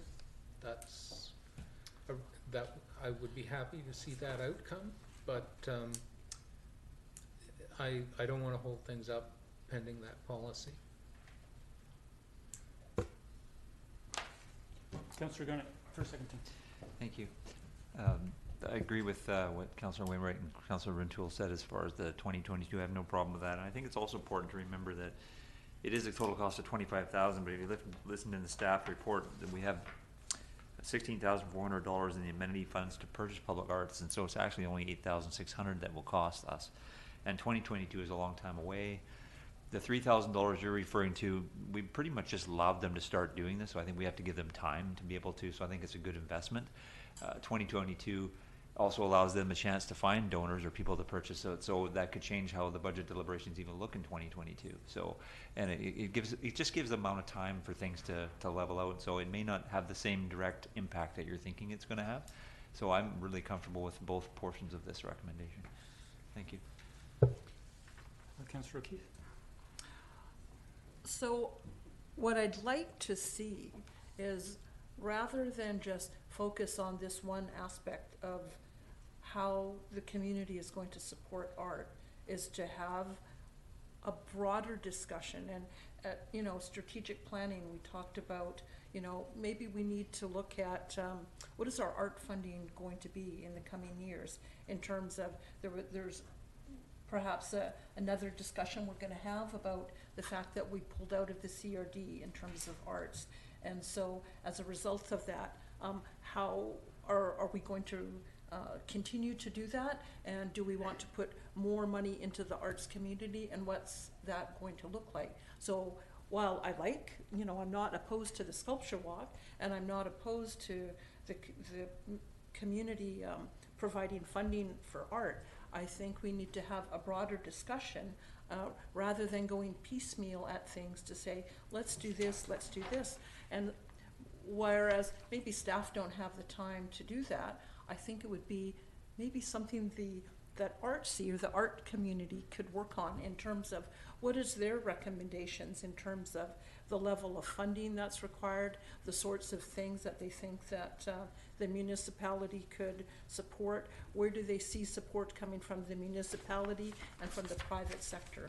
So, I mean, if we're going to leave this until 2022 anyways, I'm fine, you know, I'll go along with that, on the understanding though that I think we need to have more of a strategy and a plan about arts in funding in general and how we want to support that, rather than just going at it piecemeal as things come to us. I'll add a comment is that normally we would refer expenditures similar to this to all expenditure requests to future to next council deliberations during the mid-year. I appreciate that staff in the report has noted that there is $16,000 in the in the arts portion of the amenity contributions fund from previous years. However, that would fund one of the two pieces of art for a cost of $25,000. So we'd be making a decision on the allocation of that public art amenity funds now. But I would prefer actually this having all remaining, so from year 2021 on, considered during council deliberations. The next piece of art, as per the suggested schedule, would be in budget deliberations of 2021, and I think we would be able to have a public policy in place by that time for the purchase of public art. So I would respectfully suggest that we perhaps we're making a decision on the first piece, given the art amenity contribution funds available today, but any future purchases be referred to budget deliberations, subject to a public policy on purchasing public art. Councillor Wainwright. Thank you, Mr. Mayor. The first motion is actually talking about buying two pieces over 2 years. So I was kind of assuming, and I could be wrong, that the second piece would be going to next year's budget deliberations. And even if council passes a motion, at the end of the day, it's still got to make it into the budget. And I know from experience that council has made motions to allocate funds that didn't survive budget deliberations. Okay, a question of clarification, how staff would interpret the first recommendation and whether that is committing us as per this resolution to make those purchases, or whether in fact we would be considering 2021 in the 21 budget deliberations. Mr. Mayor, the intention was to provide pre-approval for both purchases as requested in the proposal, with the first one having funding already in place and the other one with funding to be established in the next financial plan, but support and principle given at this time for the second purchase. And I'm sorry, I don't mean to imply I'm not supportive of the purchasing of public art. Part of what Artsy is committed to doing, which I'm impressed with, is approaching the local community such that a donor might come forward and purchase a piece, and of course that would change the possibly change our decisions in terms of particular allocations. Councillor O'Keefe. I'm just wondering, is it necessary to identify the second piece of art, or can that be left open? And I guess what I'm thinking is, if Artsy is going to be going out to market these to other donors, if somebody comes along and wants to buy the Eye of the Ocean, I'd say, yeah, let them do that, rather than having to tell them that, no, you can't do that because the town is going to buy that next year.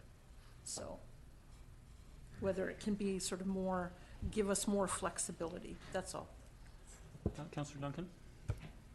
I suppose you picked Eye of the Ocean as a bad example, because that's the one that's up for the $10,000 that's within our budget already, or within the amenity contribution already, and it's their first recommendation. For this, I'm going to go with, I don't think Artsy is aware of people in the public who are suddenly going to want to buy these. I feel like what they have done this year with the money we've allocated them to start managing this sculpture walk was identify the ones that people in the arts community and the public have already said these are the ones, and based on their experience as Artsy, would be the ones that would be the top to buy because of, well, I mean, as they have in their report, how they were designed, when the keeper was designed specifically to be in that point and resonate with Sydney. And the Eye of the Ocean, or the Eye of the Sea, well, I scrolled past it. I mean, I think most people think that's just an installation that's part of the Shaw Center now, because it's right near where the seating area is there. And if we suddenly move that, saying, oh no, that was actually public art for sale, like these were very strategically selected pieces. And I'm very comfortable with what they've recommended for going forward and how they've recommended it for the next 2 years. And I share Councillor Wainwright's misgivings about trying to go through a very involved, difficult policy about public art that isn't just about funding for public art, because that's the thing about art, it's very subjective, and you don't necessarily always know what you love and what you want until you see it. And I guess I have to try and stay a little neutral until I see what a policy about art would actually look like, but it sounds like a bummer, man. Art funding maybe, but trying to talk about like where art's allowed and how we're gonna buy it, and when it just sounds like we might get lost in the weeds and kind of crush what is wonderful and beautiful about art. So I would like to just go forward with what we have as presented, and be able to discuss funding and the CRD and those kind of financial issues as we go forward, and things to do with how the walk will be administered. I want to leave an Artsy's ball court for a while. Mr. Humble. Yeah, if I can, I just wanted to, I don't know if council has it in front of them or recalls, but again, just reflecting on the MOU that we have between the town and Artsy for the administration of the sculpture walk. This was a recent MOU that we entered into and was before council. It pretty much outlines, there's 9 fairly prescriptive responsibilities and duties that Artsy is tasked with as the administrator of the sculpture walk for that $3,000. And so it is pretty detailed in terms of the work that's required. Certainly, not least of which is the administration and review of the existing contracts that are all outstanding with the various artists that are in play currently as part of the sculpture walk. So I know they've been hard at work, trying to work with the artists on that, on reviewing those existing contract agreements. There's a lot of mending offenses that they've had to do with the existing artists to, again, try to bring them back into the fold and not have them remove their pieces outright. So they've been working hard at that. I also want to say that there is certainly discussion as part of the responsibilities and duties about looking at opportunities for new pieces within the sculpture walk. So it's not just about purchasing, what we have, but also looking at when spaces become available, opportunities for new art pieces. And also when opportunities arise for new art pieces to be added to the sculpture walk, to undertake a fair and appropriate selection process, including the jurying of pieces. So there is a sort of I don't want to say a policy in place, but there's an identified process for the selection of art pieces as well. So again, I just wanted to bring that to council's attention. Thank you. Thank you. We don't have to, my last comment will be, we don't have to invent the wheel in terms of a public art policy. There are many municipalities that have public art policies. But without further discussion, I'll call the question. All those in favor? Opposed? We have 2 opposed. The motion carries. Thank you for those deliberations.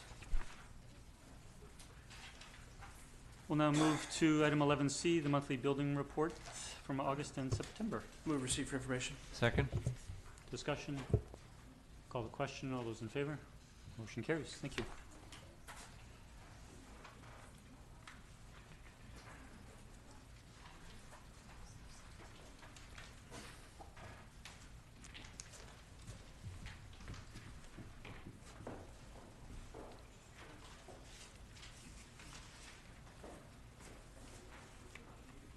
I'll now move to item 13, correspondence. We have service delivery, a follow-up on the Sydney North Saanich Library branch, and correspondence from Viral dated October 1st. Move receipt.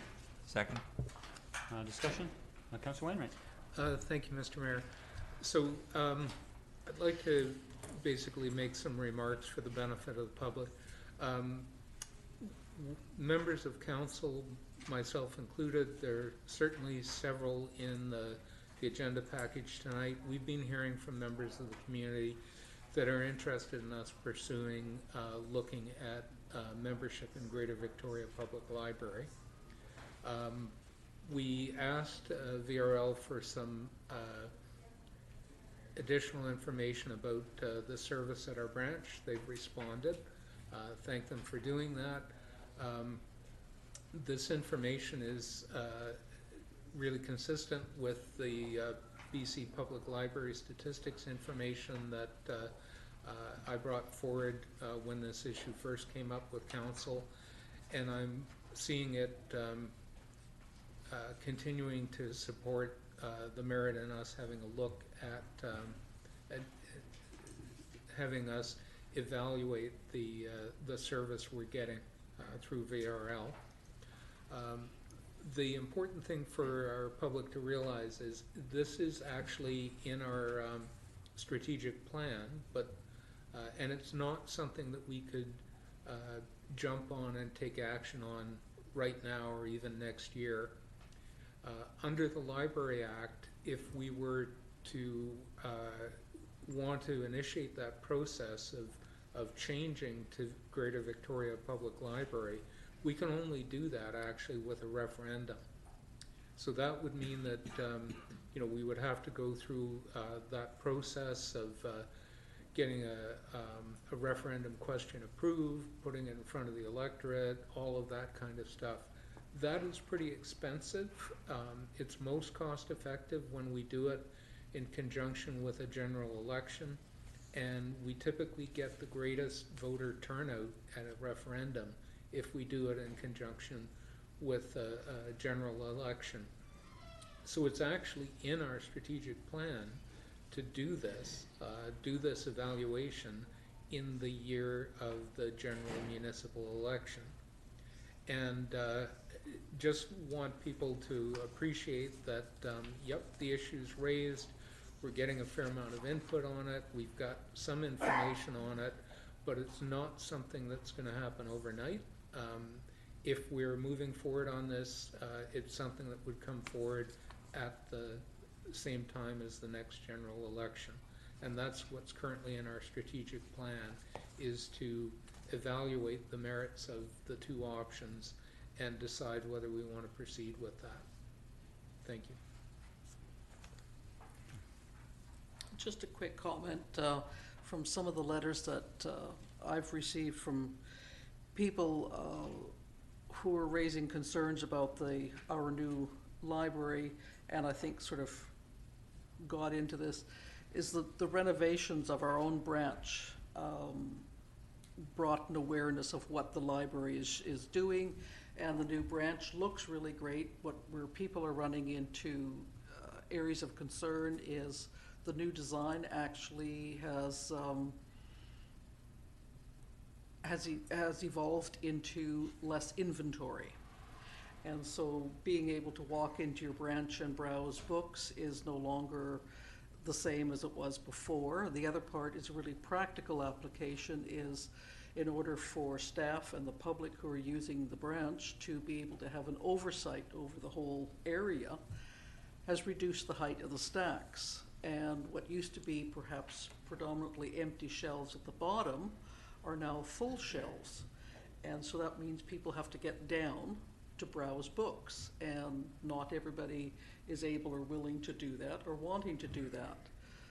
For the children are very immediate and want things here and now, if the inventory isn't there for them to access books, it impacts their choices of whether or not they're going to be interested in a book.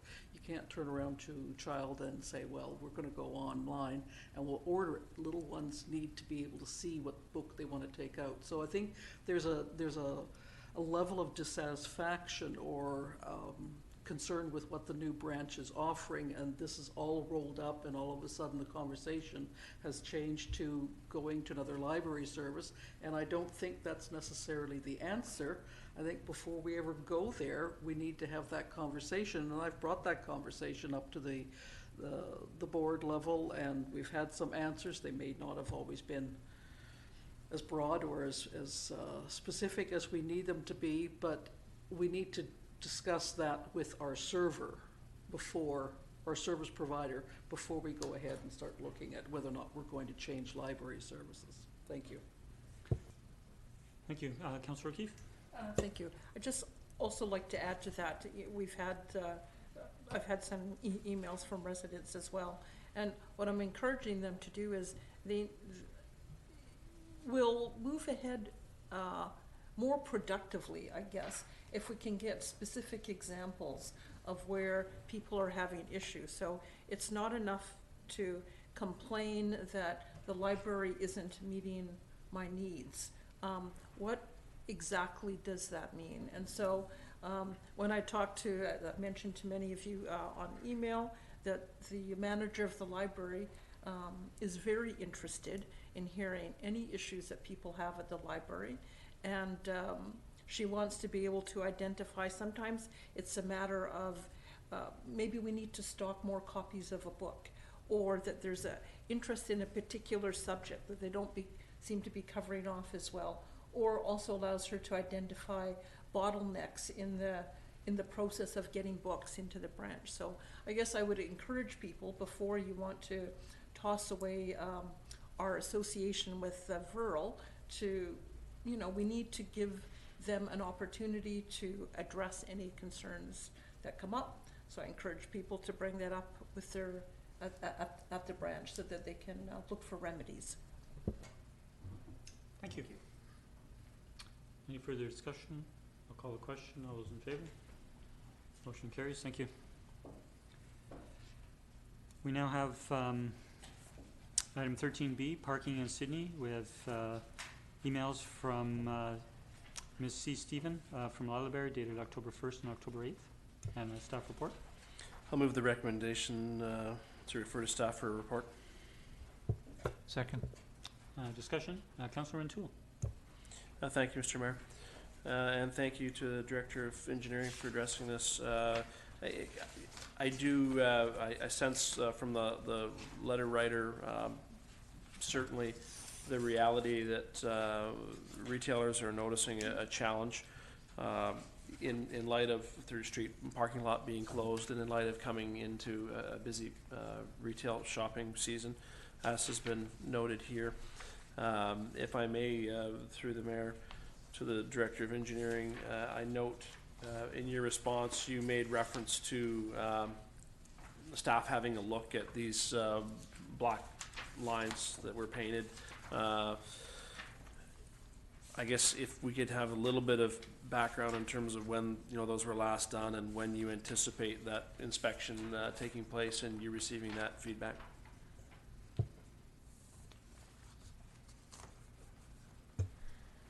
Through mayor to council, those black lines were done 2 or 3 years ago, and staff, since receiving this email, staff will be working on it. We were unaware that they were showing through. Okay, and so that I better understand the issue, then the black lines were to eliminate areas that were previously restricted from parking, and that they seem to have worn away and are now showing through and creating perhaps some havoc around where people can park or not park. With that in mind, although I've moved the recommendation for staff report, I feel a sense of urgency around this because of the timing of the season and with Third Street parking lot being closed. And so I'd like, if I may, through the mayor to staff, to get some feedback from you with regards to what a timeline might look like to try and have a report back to council so that we can hopefully expeditiously try and address this before this busy season is on us.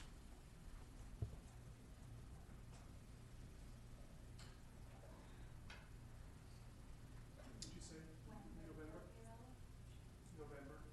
We can have something back for council meeting in November. Early November? Do our best.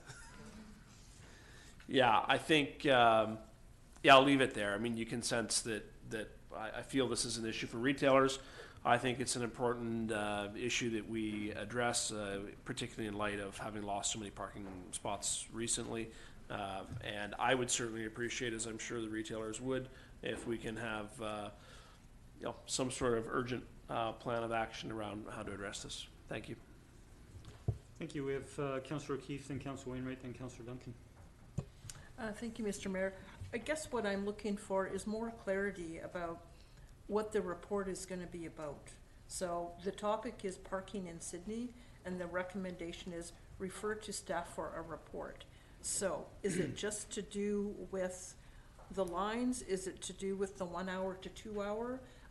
We had quite a discussion at strategic planning about the issue of parking in downtown Sydney, and there was a bunch of ideas and things tossed around that we might consider, about bump outs, about,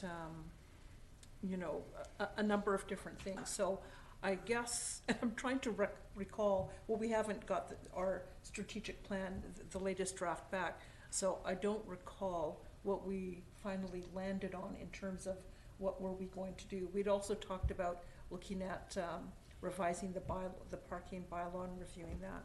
So when we're talking about asking for a report for parking in Sydney, I guess I'm wondering what the scope of that is. Do we know? Mr. Humble. Yeah, if I can. So from a staff perspective, I'm anticipating the report will strictly deal with the issue of the repainting of the T's and L's and blackening them out. I think if we're talking about a much more comprehensive look at parking in Sydney, on street, hours, etc., that's no simple task, and that won't be something that we could certainly turn around quickly. And again, I think that we do need to have a fulsome discussion regarding that, because I think we need to also talk about further studies. Are we going to look at further studies, consultants, budgeting for all of that, etc., because it's again, we're getting into a much more challenging conversation, I would say. Okay, well, that clarification is helpful because, and I guess in terms of managing expectations, because the letter writer also asks us to look at to raising the parking time and from 1 hour to 2 hours and different sorts of things. So it looks like that's not going to be within the scope. It's strictly the painted lines then. Okay. That would be Mr. Dumais. I would just add that a direction has gone out to Public Works to look at a means to do a more permanent eradication of the T's and L's. which is, I think, the question in terms of re-blacking those out. Those were blacked out a number of years ago. They are now showing through again. So they're looking at different means to do a more permanent eradication, or in the interim, just black him out again, as well as some old yellow curb that is showing through again that does provide some parking. So that is currently underway. Thank you. Councillor Wainwright. Thank you, Mr. Mayor, and I appreciate staff's clarifications. And so I guess I'm looking for the staff report to not just be the T's and L's, but there's a mention of several yellow curbs that are no longer relevant. And if so, I'd like staff to mention that in the report. There's also a suggestion that there is an opportunity to reduce the fire hydrant restricted zones as these are no longer required. And I'm not suggesting that that's valid, but if staff could simply address that in the report. So it would be limited to painted stuff having to do with parking spaces and not go beyond. But if you could address those last two things as well. Councillor O'Keefe. Oh, I think Councillor. I'm not spoken to first. Oh, sorry. Councillor Duncan. Well, the other councillors mostly beat me to saying what I was going to say as well. And I trust that staff will know when they say the yellow lines that may not be needed anymore. They'll probably be aware of where those locations are. We're looking at a fairly small portion of the town, probably, you know, four square blocks around First, Third, and over and around Bevan. But I'm also finding, I'm sorry, I'm getting frustrated with people who shop in Sydney, and I'm not sure who these people are that are talking to our retailers and constantly threatening to go to a mall. Because at this point, they threaten this every year, that if we don't do something about the parking in Sydney, they'll go to a mall, and they have clearly never done it. Because if they had gone to a mall, they would realize how many equivalent blocks away they would have to park to get to the store they wanted to get to if they parked in a mall parking lot. I mean, you're looking at 2-3 blocks just to get through the parking lot, and then another several blocks inside the mall itself to get to the store you're looking at. I won't even go to a mall because you have to walk so far through the parking lot. So I'm not sure why we keep having to keep coming back to, if we don't change the parking downtown, everyone's going to go to malls, because this is because they'll have to walk too far, and if people have to walk 2 blocks, they can't shop there, and it will take them too long. And this is a very bizarre argument to make when you're comparing it to, say, the Mayfair parking lot or the Hillside parking lot, where you may also have to park on the top of the building, walk down there, take an elevator, and get into the mall. So when we look at these, I'm just kind of wondering how much of this is a matter of we're concerned people are genuinely going to take their business elsewhere, and how much of this is going to be that retail is simply in a difficult position, full stop, compared to online shopping, and that we are going to spend enormous amounts of staff time and council time trying to fudge around parking, when that's not really what the problem is with retail. That's not really why people aren't coming shopping, is because they have to walk 2 blocks, because it's not, if you go to a mall, you're definitely walking 2 blocks to get to your store. So I don't know where to go from that, so, because it sounds like we've already constrained this staff report to minimize the amount of additional time that we go there, but I mean, there's just not much more we can do until another parking lot gets rebuilt again at 3rd Street, and in the meantime, retail's problem is online shopping and not people walking 2 blocks. If I might, go ahead, Councillor O'Keefe. I just had a question in regards to, is this something that, does it actually need a report, I guess is my question.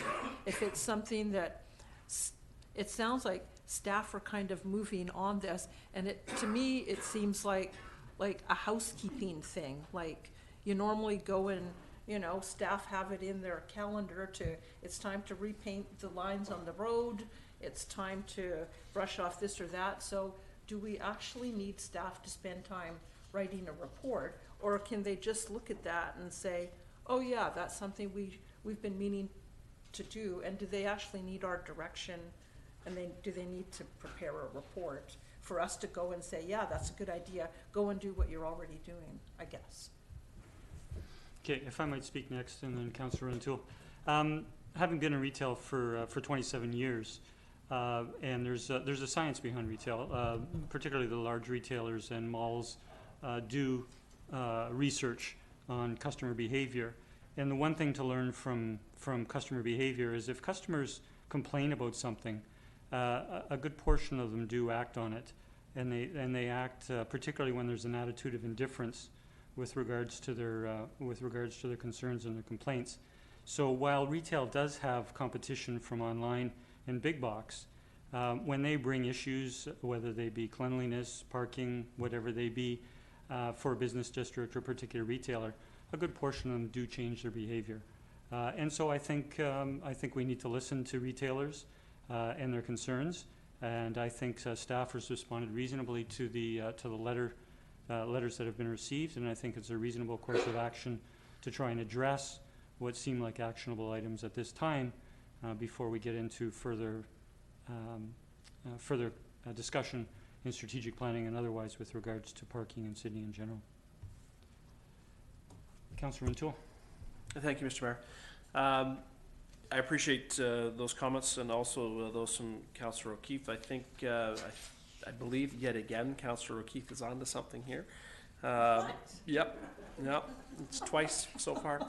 I think there's a sense of urgency here around this issue, and I don't know that I need a report to indicate, where we need black paint over yellow paint or over, the T's, for example. I think that can be addressed expeditiously. I think it needs to be addressed expeditiously. I'm uncomfortable at the prospect of waiting till some point in November. So I'm prepared to withdraw the motion and will yield to the preference of staff if you'd like a motion to see this process expedited, because staff have acknowledged it needs to be done, and I'm saying it needs to be done very quickly. So I'd like to offer to withdraw that motion if that makes sense to my colleagues and to staff. Mr. Humble. If I can, through the mayor to council. We actually had a discussion at senior team this morning about the need for a staff report on something like this. We did discuss the feasibility of moving forward as soon as practicable with respect to the blackening out of the T's and L's. From a staff perspective, the yellow curbing, etc., those are more. It is more of a challenge, and I don't want to sort of create any false optimism, with respect to removing those immediately. I can say, and perhaps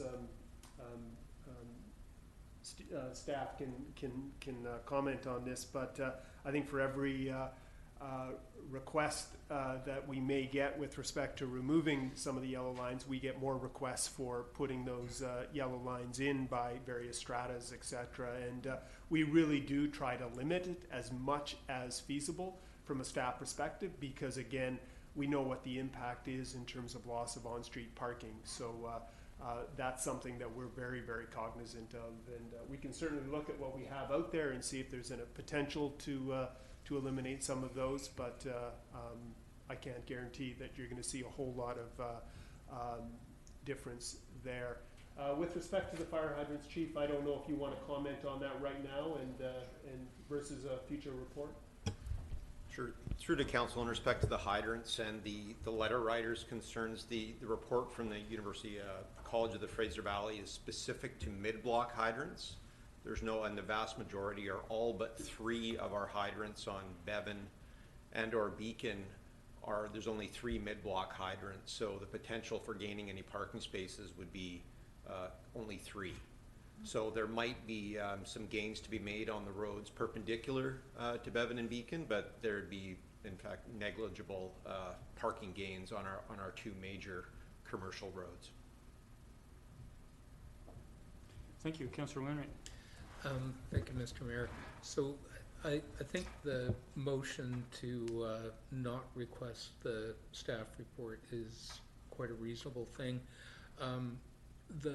The piece I think that may be helpful would be if staff could follow up with the letter writer if they have some specific places where some of these yellow painted no parking spots they believe are no longer relevant. That's something staff could look at. So rather than a complete review of the downtown, if they've got some specific suggestions that we could potentially act on quickly. So if our understanding could perhaps be that staff's going to act quickly on the T's and L's, follow up with a letter writer to see if they've got specific suggestions rather than something generic, and maybe not ask for the staff report. That would be an appropriate action on this. If the mover and seconder would consider rescinding the motion. Thank you. I'll just comment first, if I may. I think with regard to the yellow curbs, it's a matter of painting them gray, and I'm not suggesting that staff go around now seeking, where we need to do that for the first time. There are locations around Sydney where it's been done previously, and it needs to be refreshed with the gray paint. It's the same as the black paint over the white T's and L's. So I think to a degree, some of that can be done expeditiously as well, and I'm going to withdraw the motion for a staff report. And I completely agree, so I'll withdraw my second. Okay. Thank you for that discussion. So if we could have a motion to receive. So moved and so seconded. Those in favor? Motion carries. Thank you. We'll now go to the amended agenda item 13C, which is a letter from Viral received today with a deadline of tomorrow. So it's a request for a letter of support, so we're considering an urgent item, and I'll look for a motion. I'll move the recommendation that the town sign the letter of support. Second. Discussion? I'll have discussion. Well, letters like this seem reasonable and that sort of thing. I won't be supporting the motion. I work with the publishing industry. It's a very complicated. I'm not in a conflict of interest. I don't sell electronic or I don't sell e-books. Is that it's a complex, and they're not presenting any of the facts. They're just saying that that their suppliers should be doing better, and I think they need to continue what they've been doing is negotiate the best arrangements they have, and I don't see how a letter of support like this is going to necessarily change that. Councillor O'Keefe? Yeah, I guess I had a similar feeling, not knowing what the other side of the story is or the possible implications for the industry in general. So for that reason, I wouldn't support it.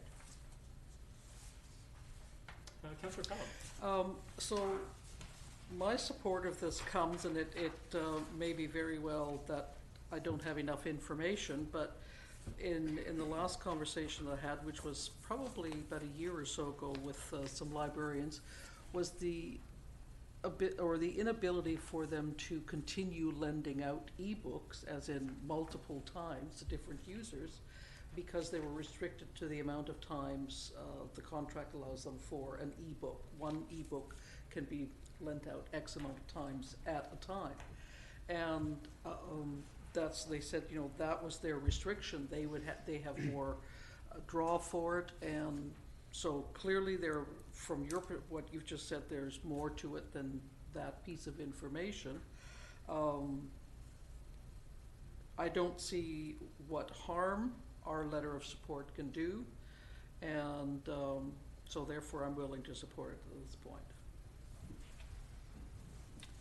Councillor Keith? I guess just one final, it's nice to think about providing free access to books electronically, but when we're talking about the arts, and authors are artists and of different sort, and so I don't know what impact this has on the ability of writers to be making revenue from the works that they produce and the royalties, and so just sort of toss that in there as an added thing for consideration. Okay, I'll look to call the question. All those in favor? Opposed? 2 opposed, but the motion carries. Thank you. We'll now move to item number 14. We have 3 bylaws. 14A is coming out of our public hearing, bylaw number 2176, the zoning amendment number 38, to incorporate a number of miscellaneous amendments for the purpose of improving the functionality of the bylaw, addressing some errors and omissions, and also adding or amending certain permitted and conditional uses. We did have a good discussion at previous meeting, and we have a recommendation. I'll move that pursuant to public hearing and receipt of approval from MOTI that the bylaw be considered for 3rd reading. Second. All those in favor? Opposed? Sorry? So we'll go back to discussion prior to the vote. Your question, Councillor O'Gara? It's a question to staff. With regards to heat pumps again, I don't know why I'm stuck on this topic, but under A number 2, not be closer to the 3 meters from any lot line. I have some concerns about Summergate Village because I'm sure those lot lines are a lot closer than that, so I'm not sure how that would factor for them.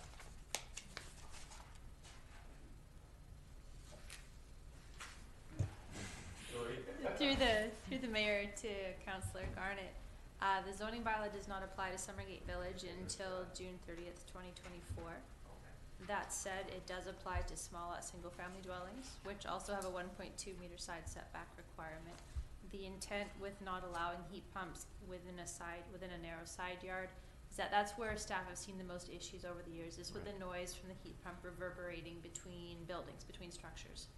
So not allowing it in the narrow setback is intended to reduce that noise impact. So, carrying on with that, you're saying 2024, so are they, if they have one, they're grandfathered in, but they can't do it after that, or they'd have to remove it, or how does that play out? Sorry. just trying to think long term here. Yeah, it would be in place when the bylaw is in effect, so that it would be considered legal non-conforming or grandfather. Okay, great. A question of procedure to our parliamentarian. It's asking a receipt of approval from MOTI, so we don't need that approval before we move 3rd reading?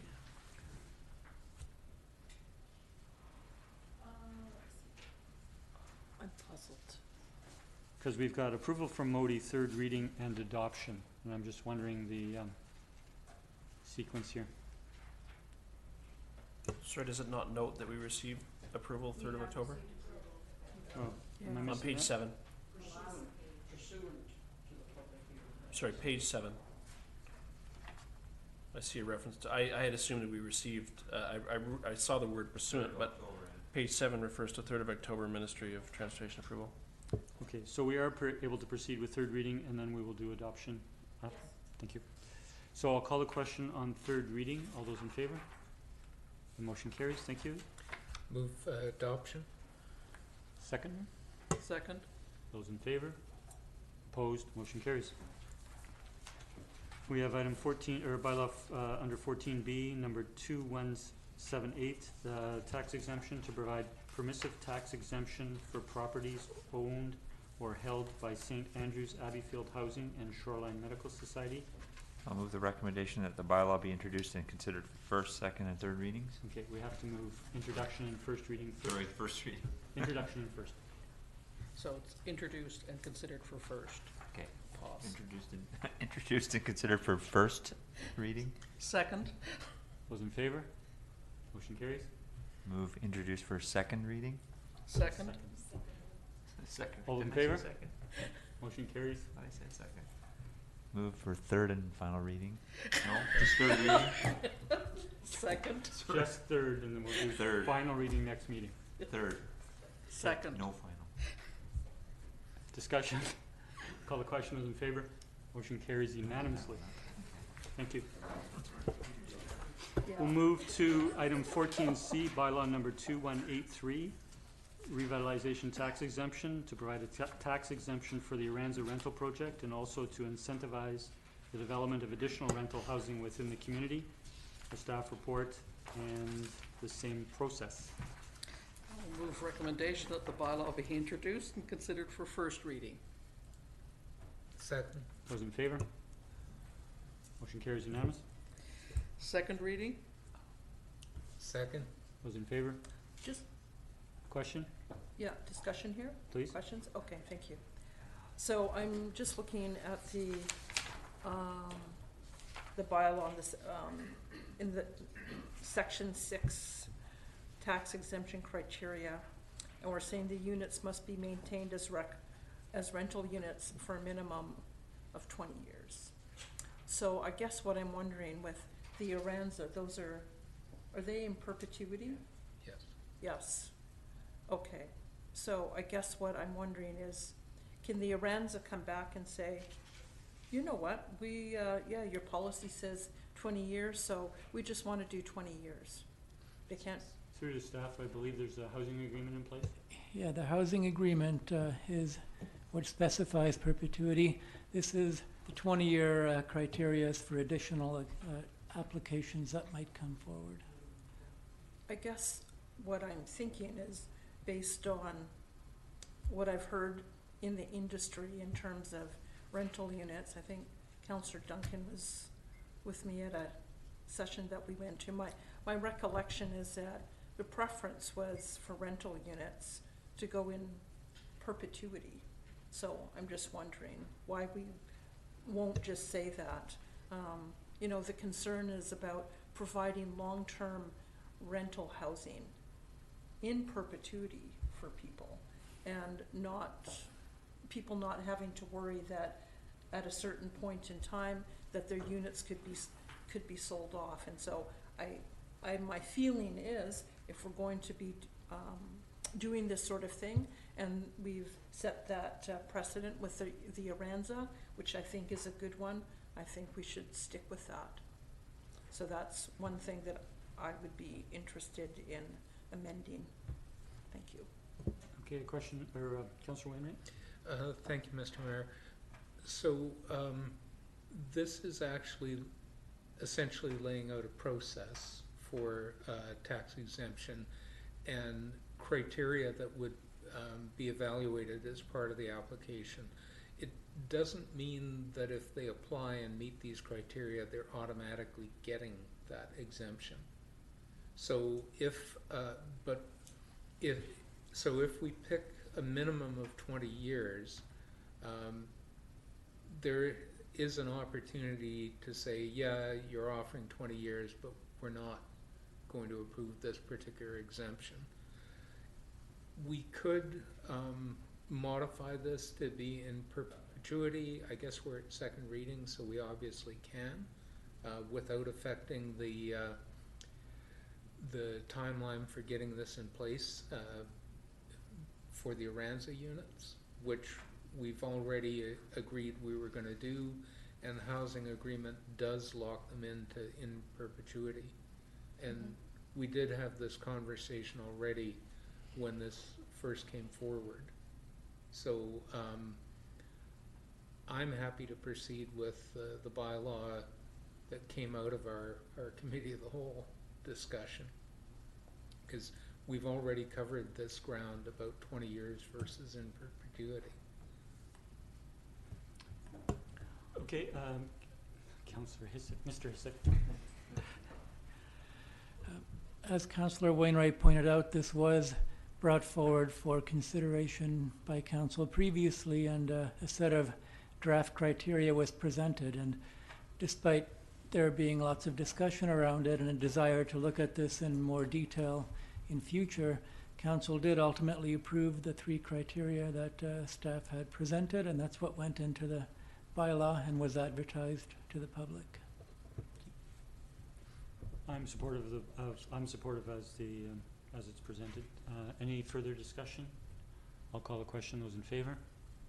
Opposed? We have 1 opposed. Motion carries.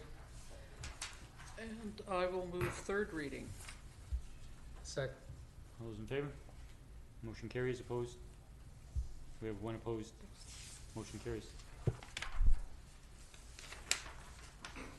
We'll now move to item item 15A, we have the notice of motion from Councillor Wainwright.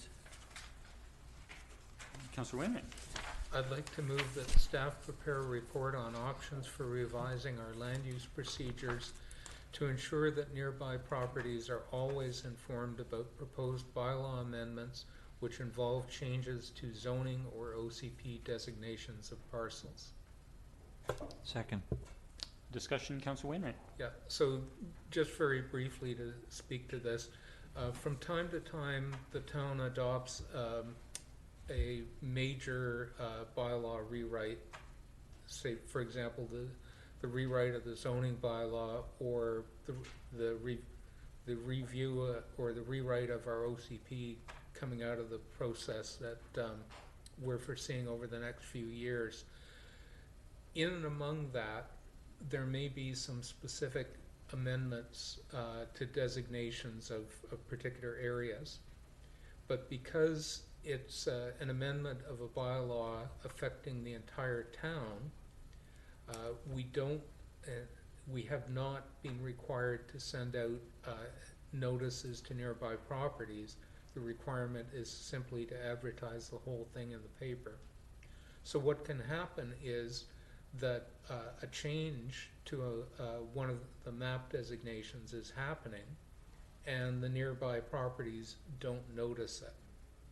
And we've seen residents in the general vicinity of the proposed Rise development making that comment that they didn't hear about it when it was going forward for that zoning amendment. Inevitably, any of these large bylaw amendments are being done by the town, not by a particular proponent. So it's us that determines the process and what kind of notification we should be making. The expectation, I think, is that in our upcoming OCP review, there are going to be some changes to environmentally sensitive areas because we're likely to at least be designating some areas around great blue heron nests. And if we don't send out notices, it's quite possible that some properties in the area won't even know we did that. So this particular motion basically says is asking staff, how do we change our procedures to make sure that we don't have things slipping through the cracks like that? And that's it. That's the rationale for it. Any further discussion? So staff can correct me if I'm wrong, just from our preparation discussion, that currently the statutory requirements for notice are if, in a rezoning situation, if 10 properties are affected by the rezoning, then a notice goes to those property owners. So under current, okay, I'm being corrected already. Through to staff? Yeah. If it's fewer than 10 properties being rezoned or there a change to use or density being proposed, then a notice is sent to a surrounding radius around the property, 100 meters, as well as the property itself, to all tenants, owners, and non-resident owners, businesses. Everyone would get a notice.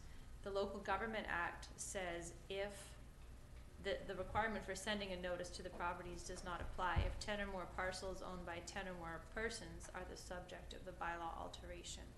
So that's what we look at when there's more than 10 properties being rezoned or more than 10 properties having a change in OCP designation. It comes from the Local Government Act.